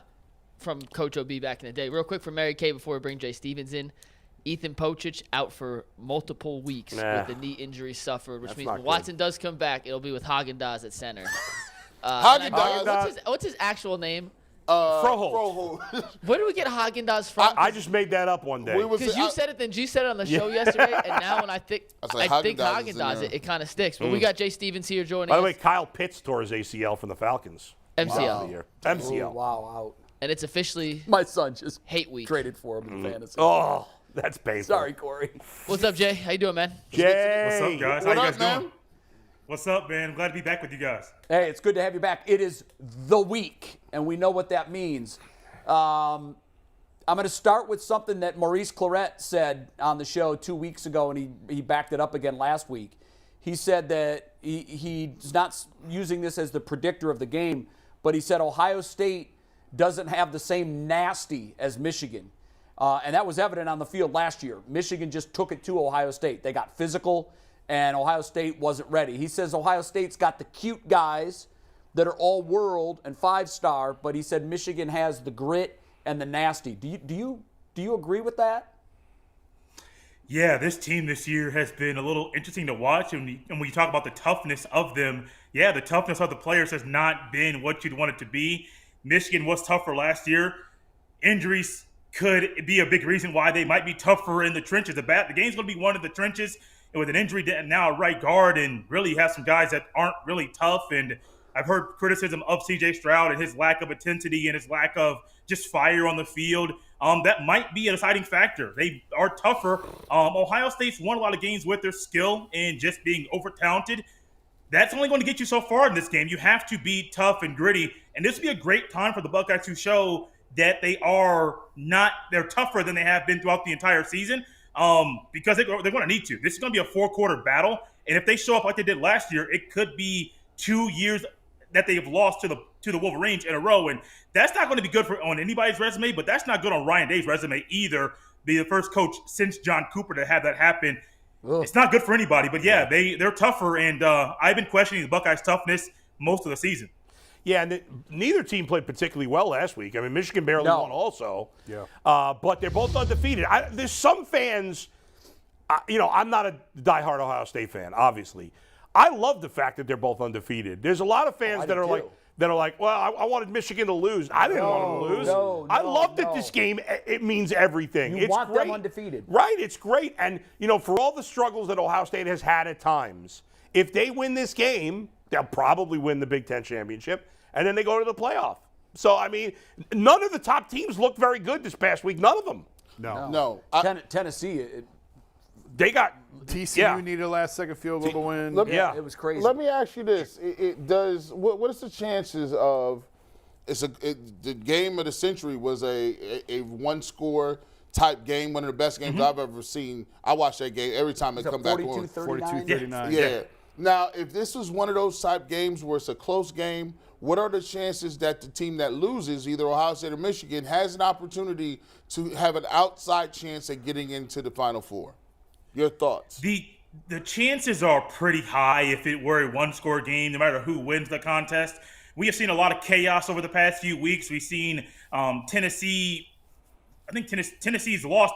You're going to see a lot of schools that are up there. They're going to be losing games, and it's very high. The one thing that might derail one team over the other is really just the weak Big Ten, to where you have to have other things outside of the things you can do on the field help you make the playoff. But no, it's really high. I think before the season, I even said the winner of this game would end up being in the Big Ten championship, but would still be in the playoff. And I still firmly believe that right now. TCU is a good team. They're going to move up no matter who wins this game. People think Georgia's going to win this weekend. But ultimately, it's still really high because these are two really good teams. And you look at the numbers, the defensive numbers for the Wolverines, that's one of the best defenses in the country. It is now, granted, they have one of the weaker schedules in the country as well, so you can take that for what it's worth. But they are really showing up every week defensively and not allowing the opposition to have anything successful for them. The numbers are right there for you on the screen, and those are just a great snapshot of what the Michigan defense has done. I'm curious to see how the Buckeyes, and the toughness is going to come up again for me. I'm curious to see how tough they are, because if they show up like they have numerous times this year, lack of toughness, lack of intensity, really only playing really great Buckeye football when you're playing at home, if they show up and they're a little lackadaisical and the fire's not there and they're not acting like it is the game, then it might not be a one-score loss. It could be a double-digit score loss, and it's all. And then it's well, should the Buckeyes be in, or should they be in the Final Four? Because in the biggest game of the year, they didn't show up. Are they truly one of the top 4 teams in the country? These are all things that are TBD, to be determined. But I do think, though, if it's a one-score game, there's a great chance for both teams, the loser of this game, to still be in the playoff. It's interesting. You say that you'd like to see them step up and be nasty for this Michigan game. I think that's the one thing that's a characteristic that's burned into your DNA. You can't fake toughness. You can't flip a switch and suddenly be tough after you've been soft all year. My big concern coming into this game is that Michigan is able to possess the ball, which we know that they're a run-first offense for sure. They've got a Heisman caliber running back. If they're able to run the ball on the Buckeyes like they were last year, and they keep it out of Ohio State's hands. The one thing that Ohio State has struggled with this year is when they don't get a lot of touches and they're not on the field regularly. If they have 10, 12 play drives and Ohio State comes out in 3 and out, and Michigan does that again, it's really tough sometimes for that Ohio State offense to get into a rhythm. Do you agree with that? No, you're right. And actually, that long 12-play drive ended up being a 3 and out, and another 10 to 12-play drive, another 3 and out. We've seen that before from Ohio State, and that's happened against no team like the Wolverines. The one luxury the Buckeyes have right now, you mentioned the Heisman caliber candidate running back that the Wolverines have, is he got hurt against Illinois. He did. They're already down Donovan Edwards, their backup running back. Blake Corum goes out. That really changed the entire Wolverines offense in the second half of that game against Illinois. The Buckeyes have injury issues as well. Mayan Williams is hurt. Trevion Henderson seems like every time he's on the field, he can get a quarter or two, then he comes out with some leg injury. Now, Dallin Hayden, third-string back, is good, but then the Buckeyes also have a right guard who got hurt, and so you're wondering, how does that work out? So you're talking about the Wolverines being able to sustain drives without your Heisman caliber running back, and then this backup, that's going to be questionable to see how J.J. McCarthy does and how he controls the offense. And at the same time, the Buckeyes, they're down a right guard, and they don't find a solution that they trust with right guard. I don't think it might not matter who's in the backfield for the Buckeyes. No right guard. That might derail all the rushing attack the Buckeyes have in this game. And so ultimately, Ryan Day might go to 1st and 10, pass. 2nd and 8, pass. 3rd and 5, pass. don't get the first down. And then we're seeing the same thing over and over and over. And so that chess match between the O-line being able to sustain drives, the Wolverines, their desire to sustain drives, that's where that nasty and toughness wants to come in. But as you said so well, if you don't have it, if you haven't shown it for a long period of time or throughout most of the season, it's really hard to click that in. Now, if you have a guy like a JT Tuimoloau who's been nasty, Teron Vincent has some nasty, Zach Harrison has some nasty. If somehow that mindset, that nastiness can go from those players to the offensive linemen, we're having a different story. But it's hard to do that the final week of the regular season where you have been hurt, you have injuries, and then also it's Thanksgiving. Like you're dealing with the holiday week. These are youngsters, and we all know they're going to be pulled every which way to try to do things either virtually or, hey, mom's in Columbus, let's go hang out. It's going to be hard for a lot of players to keep that mojo and to keep that morale and keep their mind into it. It shouldn't be, but we're human, and sometimes some outside influences can impact us. Jay, I don't want to hear any excuses here, okay? First of all, with the Thanksgiving thing, everybody's got it. That's every kid in America, so it's an equal thing. Injuries, I don't want to hear about a single injury on Ohio State. You got 87,000 five-star recruits on this team, okay? Their guard is hurt? Who cares? Throw another five-star recruit in there. If he can't do it, well, what the hell is happening here? I don't want to hear about injuries, nothing. Well, hang on. They're playing at home. They got to kick Michigan's ass, and I don't want to hear any excuses. And if they lose, right, they should be fired. Get his ass out of here. Oh, shut up. Stop that. Stop. But no, one thing about injuries, I did want to ask you. You're just go back home. I'm kidding. I love that. I love that from you, Bull. I love that a lot. But no, Jay, do you think Jackson Smith and Jigma could play in this game? I'm not kidding laughing because he's been laughing most of the year, and then all of a sudden it's a physical contest. And the last couple times they see him on the field, he's left due to injury. Is that if he's coming back for the Michigan game?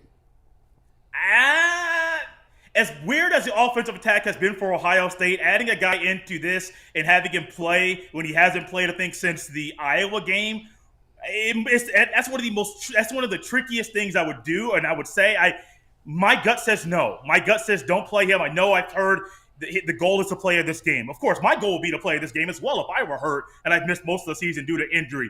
Biggest stage, come back, raise your draft stock, all those things. But that's one thing right there. I have been questioning the Buckeyes passing attack. You have a guy who hasn't played in, 5-6 weeks. All of a sudden, go out there and play. What he did last year was great. We haven't seen him do those things this year due to injury.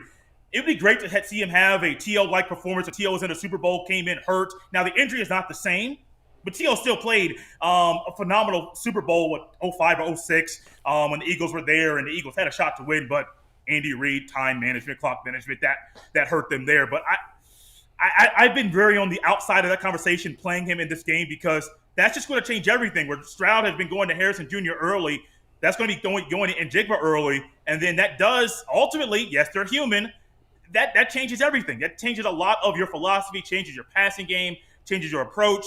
With times that you might be running the ball, you might be throwing the ball to Njigba. That's one of those slippery slopes that unless he is, he's full go, ready to go, I say no, don't play him. I want all the weapons I can get. Yeah, let's go. And he's a weapon. So no injury I would excuses, take no him. nothing. Let's go. Do you have a gut before we let you go? What's your gut telling you about this one?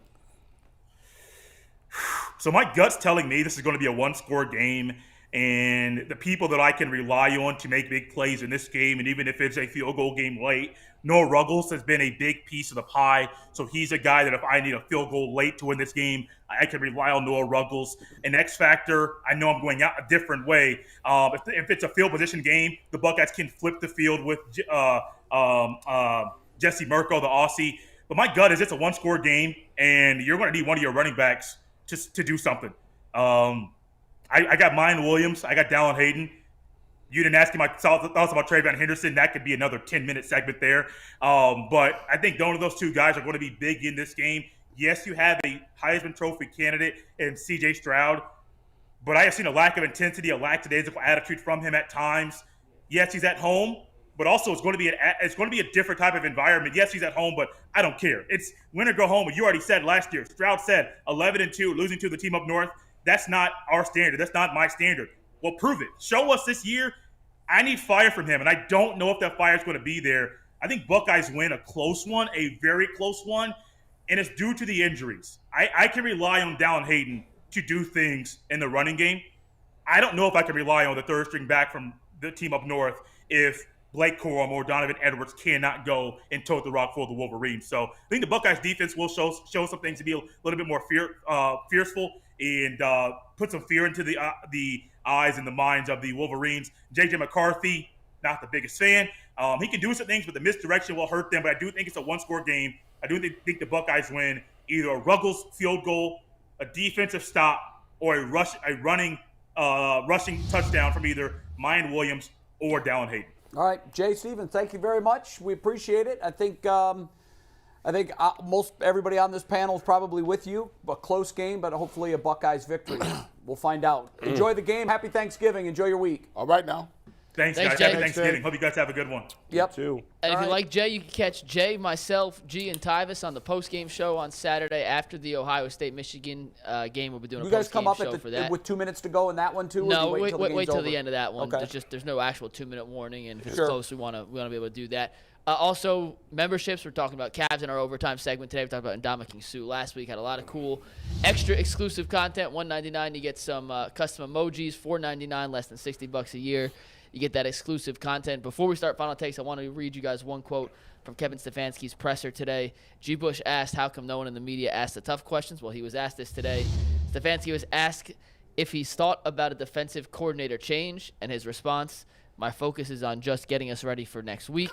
Then Zach Jackson tweeted out, and we had this on Tag Board, Anthony. He has to follow up if he's reluctant to change D or special teams coordinators out of loyalty or if they're doing a good job. Stefanski gives a non-answer and says focus remains on this week. So He never gives answers. Thank you, Zach Jackson. Yeah. Thank you very much. I don't know if Zach asked that question, but thank you, Zach, for reporting. I think the Browns actually get asked some pretty tough questions. I like the Stefanski just doesn't give any I answers. like the specific follow-up. Now, But I think we is he need to doing hold that this- because you good? Y'all doing well? Or is it because of loyalty? He did have an interesting answer. I don't know if you saw this. I'll try to bring it up real quick on my phone if you can. But he had an interesting answer about the kick. He basically blamed blamed the trajectory, not the protection for the missed kick. That's Oh, not he the gave first- you something? They've said Yeah. that before too, He and said that's that. why I said I think that's something Cade's got to work on this Yeah. offseason is getting more lift earlier in his kick. Well, I can't defend that. I didn't look Yeah. closely enough at it because I didn't have a good angle. All I know is from a penetration standpoint, there were 3 guys that could have blocked that. I mean, the line just completely collapsed, and there were 3 guys that were past the point of attack with their arms completely up. That's going to be tough. By the way, did anybody see the interception that T.J. Watt had yesterday? Yes. I did. Was that the most ridiculous play you've ever seen? Unbelievable. Did you see it, Chase? It's No. unbelievable. That's You got to go back and look at this play. It's incredible. I've never seen a defensive lineman make that play. That should never have been You know, intercepted. they do those AWS, like the percentage chance. Yeah. That had to be a 0.1% Oh, my chance God. that he could intercept that ball. It was absurd. And, Yeah. by the way, I'll say this with Jason. Yeah. There's a distinct difference between when you do opinion shows and whether you are a journalist, right? There's some questions that I'd ask somebody as just an opinion person Yeah, that, sure. that a regular journalist couldn't ask. Like they have a working relationship with these people, Oh, I right? don't know about you know what that. I'm saying? So here's Go back and look at when Deshaun was signed at some of the questions that they got. Yeah. Oh, well, those were, I Yeah. mean, you knew them was coming, right? But if you're asking, hey, why don't you fire your boy? Like, that ain't like, no. Yeah, no. Stefanski was like, sounded. I got to go back and hear the press conference, but some of the quotes looked like he was kind of pissed at Myles Garrett. And he said Miles speaks for Miles and not the team. Oh, okay. Well, I mean, they got into it last year where Miles went Yeah. after Joe Woods after the New England loss Yeah, last don't year, like and so that. they didn't make adjustments, and Kevin ended up having a Yeah. meeting with Miles after that. I didn't even see that quote, so that was a good one, Mike. I'll see if I can find it. We got final takes, and Bull, you have something special for it. Jason has something special for it, so let's Okay. get to these now so we got time. 1 o'clock is our out. So. All right, guys, let me start with this. It's been a miserable season for Browns fans. I get that. But the one saving grace has been that Baker Mayfield has sucked. Do we have at least that? Baker's been terrible. He got the start again last week, and he led the Panthers to 3 points. Nice job, Baker. You almost had as many interceptions as you had points. 2 interceptions and 3 points. But good news, guys. Baker has come up with a plan B. Oh, my if it goodness. doesn't work out in the NFL, guys, show him. He's running a local CDL school. You want to get your CDL license? Go see Baker Mayfield. He's got a job lined up in case football quarterback doesn't pan out. Is that for real? That is for real. No, it is. I think Is it's that for real. my G? That is not even close to being. No, it's not real. Not even remotely close to being. Jason actually said that to me yesterday. Here's the worst part of that. Here's the worst part of that, because you're right. You know, you could look at that, and if you were petty like that, you could say, well, at least we've got that. What? They have 3 wins. Because many as the Browns Same as do. you. Same as the Browns. And if we don't hit a he doesn't have 3 wins. 58-yard field goal, no, he has 2 of those. If he doesn't hit a 58-yard field goal, Cade York, Yeah. they're 4 wins and we're 2. Hey, I told you, Hey, good Stefanski. teams win, great teams cover. They did cover yesterday against the Ravens. You know what? Jason, I got to tell you, that Ravens defense, they're not going to allow double digits the rest of the year. You misused that, though, Mike. They're incredible. No, good teams cover. I Great mean, they did go- good teams win, Great teams cover when they're favored, not cover by scoring 3 points. It's a saying. It's a saying for teams that win. No, it's a saying for terrible teams. No, it's not. Yes, you better. No. When people use the expression "good teams win, great teams cover," they're talking about cover as the favorite, not as an No, underdog. they're talking about Cover. Either No. way. They cover. Jason, your final take. We're gonna box you with the video. They outplay Vegas's thoughts. We are gonna box Jason with his video. It's Yeah. 2.5 minutes long, Jason. You can't go that long, but No, let him No, go. I Let him don't- go, no, I because don't I'll have 2.5 punt. minutes. I'm I a don't have gentleman no, punt. I don't think he needs That- 2.5 gentleman minutes. I'm That's a gentleman new punch. expression. I like that. That gentleman's Gentleman punch. punch. You don't need 2.5 minutes to see But this. let's play the video. All right. Let's box it with Jason, and let's rock. This Jason, is the coolest thing you will see all day. Jim Cripps What the- from Tennessee, Whoa. the backwards bowler, through the first Oh my sanctioned God. 300 games. Is he a professional bowler? 300 game. Well, he's a professional backwards bowler. He does have his PBA card. He throws backwards. He's a better backwards bowler than he is a frontwards What? bowler. He started this as a bet. I was just reading about this. He's from Tennessee. He started this as a bet. His buddy betted him because he sucked throwing the regular way. And his buddy bet him, could he roll a 150 game going backwards? First time he ever tried it, he rolled a 163. He's the Guinness Book of World Record holder for a 278 bowling backwards. And just recently, just the other day, Oh my this God. is the footage of it. This was the first 300 game sanctioned bowling backwards. He got kicked out of alleys early on when he was doing this Because he's Because kind they of thought he throwing was- that. He's shot putting this ball. and they thought he was screwing around, and bowling alleys didn't like him being around and doing Yeah. crap like this. This is amazing. It's crazy. Well, I'm a bowler, and I thought I'd seen it all. I've never seen anything How remotely could somebody like be that. better backwards? Doesn't make any He's sense. not even looking. The man isn't even looking. And he's throwing bullets right Maybe down the Baker middle. Mayfield should start throwing the ball backwards. Turn around and throw it backwards. This is the most amazing thing I've ever I seen. said- And the I fact that he's bowled. at 300. Like, if I could see maybe one strike. Yeah. He got 12 in a row doing that. 12 in a row. I mean, Rolled a 3. This is it. This is his 300 game. you picking up if you throw over the twos, you didn't picked up a lot of Oh, yeah. stuff. No, You know you're what's the great absolutely thing right. about bowling is that it's really the one. drunker you get, the better you are. Well, yeah, but Drinking is encouraged. it's the one sport where an average Joe Can be good. could on any given day beat a professional. Smoke Yeah. you. On a given day. Yeah, you're right. You're right. Could beat a professional because you're not going to do that in golf because over No. 18 holes it all Can't. comes out in the wash. But I know guys that one of my best friends in high school, he's a twin. His parents owned a bowling alley, so we bowled for free our entire childhood. Yeah. We would just go there and bowl and bowl and bowl. He became a professional bowler. He won a couple of tour events. Yeah. On any given day, he could throw a fluky 7-10, get an open here and there, and I Yeah. could beat him. Right. I'm not going to beat a pro golfer ever, Ever. no matter what. And I love to golf and play a lot. Yeah. It's never going to happen. You're right. Right. By the way, T.O., by the way, very good golfer. T.O. Oh, is he? Yeah, very good. Or bowler, I mean. By the way, you guys may know this because you're friends with him, as I am. Jay, I don't think you know Jonathan Peterlin. I don't. Our buddy from 93 The Fan. He had a bowling scholarship Yeah, in he's- college. he's pretty That's good. amazing. Fedor did too. Chris Fedor had a bowling. yeah. Fedor Did did he too. really? Oh wait, he bowled in high school. No, Bowled in yeah, high yeah. school. I think he I bowled think they went against each other, and Fedor thought he was good, and I think Jonathan kicked his Fedor ass. smoked him. Yeah, He's I talk to him about it all the time.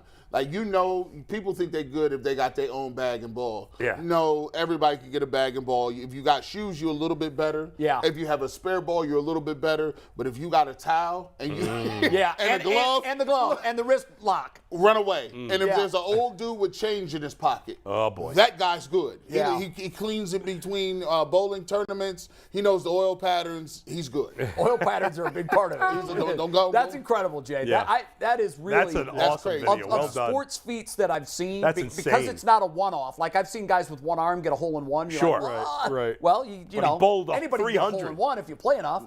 Bowled a 300 game I mean, backwards. Insane. See, you know what? You know what I've now learned?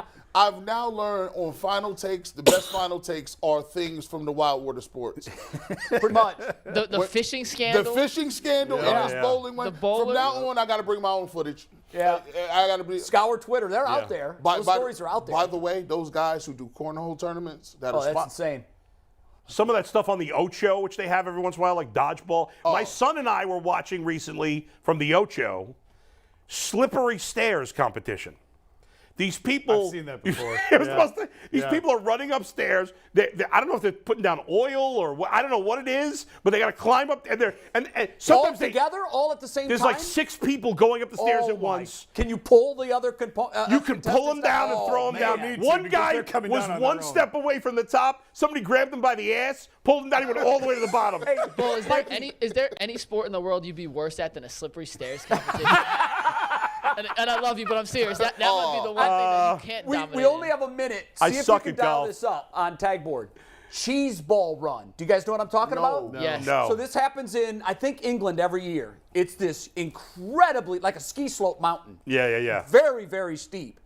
And they take this cheese ball Yeah. and they roll it down the hill. I did and see you that. chase it. I did see okay, that. so we got infatuated with this at ESPN, mostly cold pizza. Yeah. We were having We got winners 20 on seconds. to do interviews. We were having competitors Amazing. on.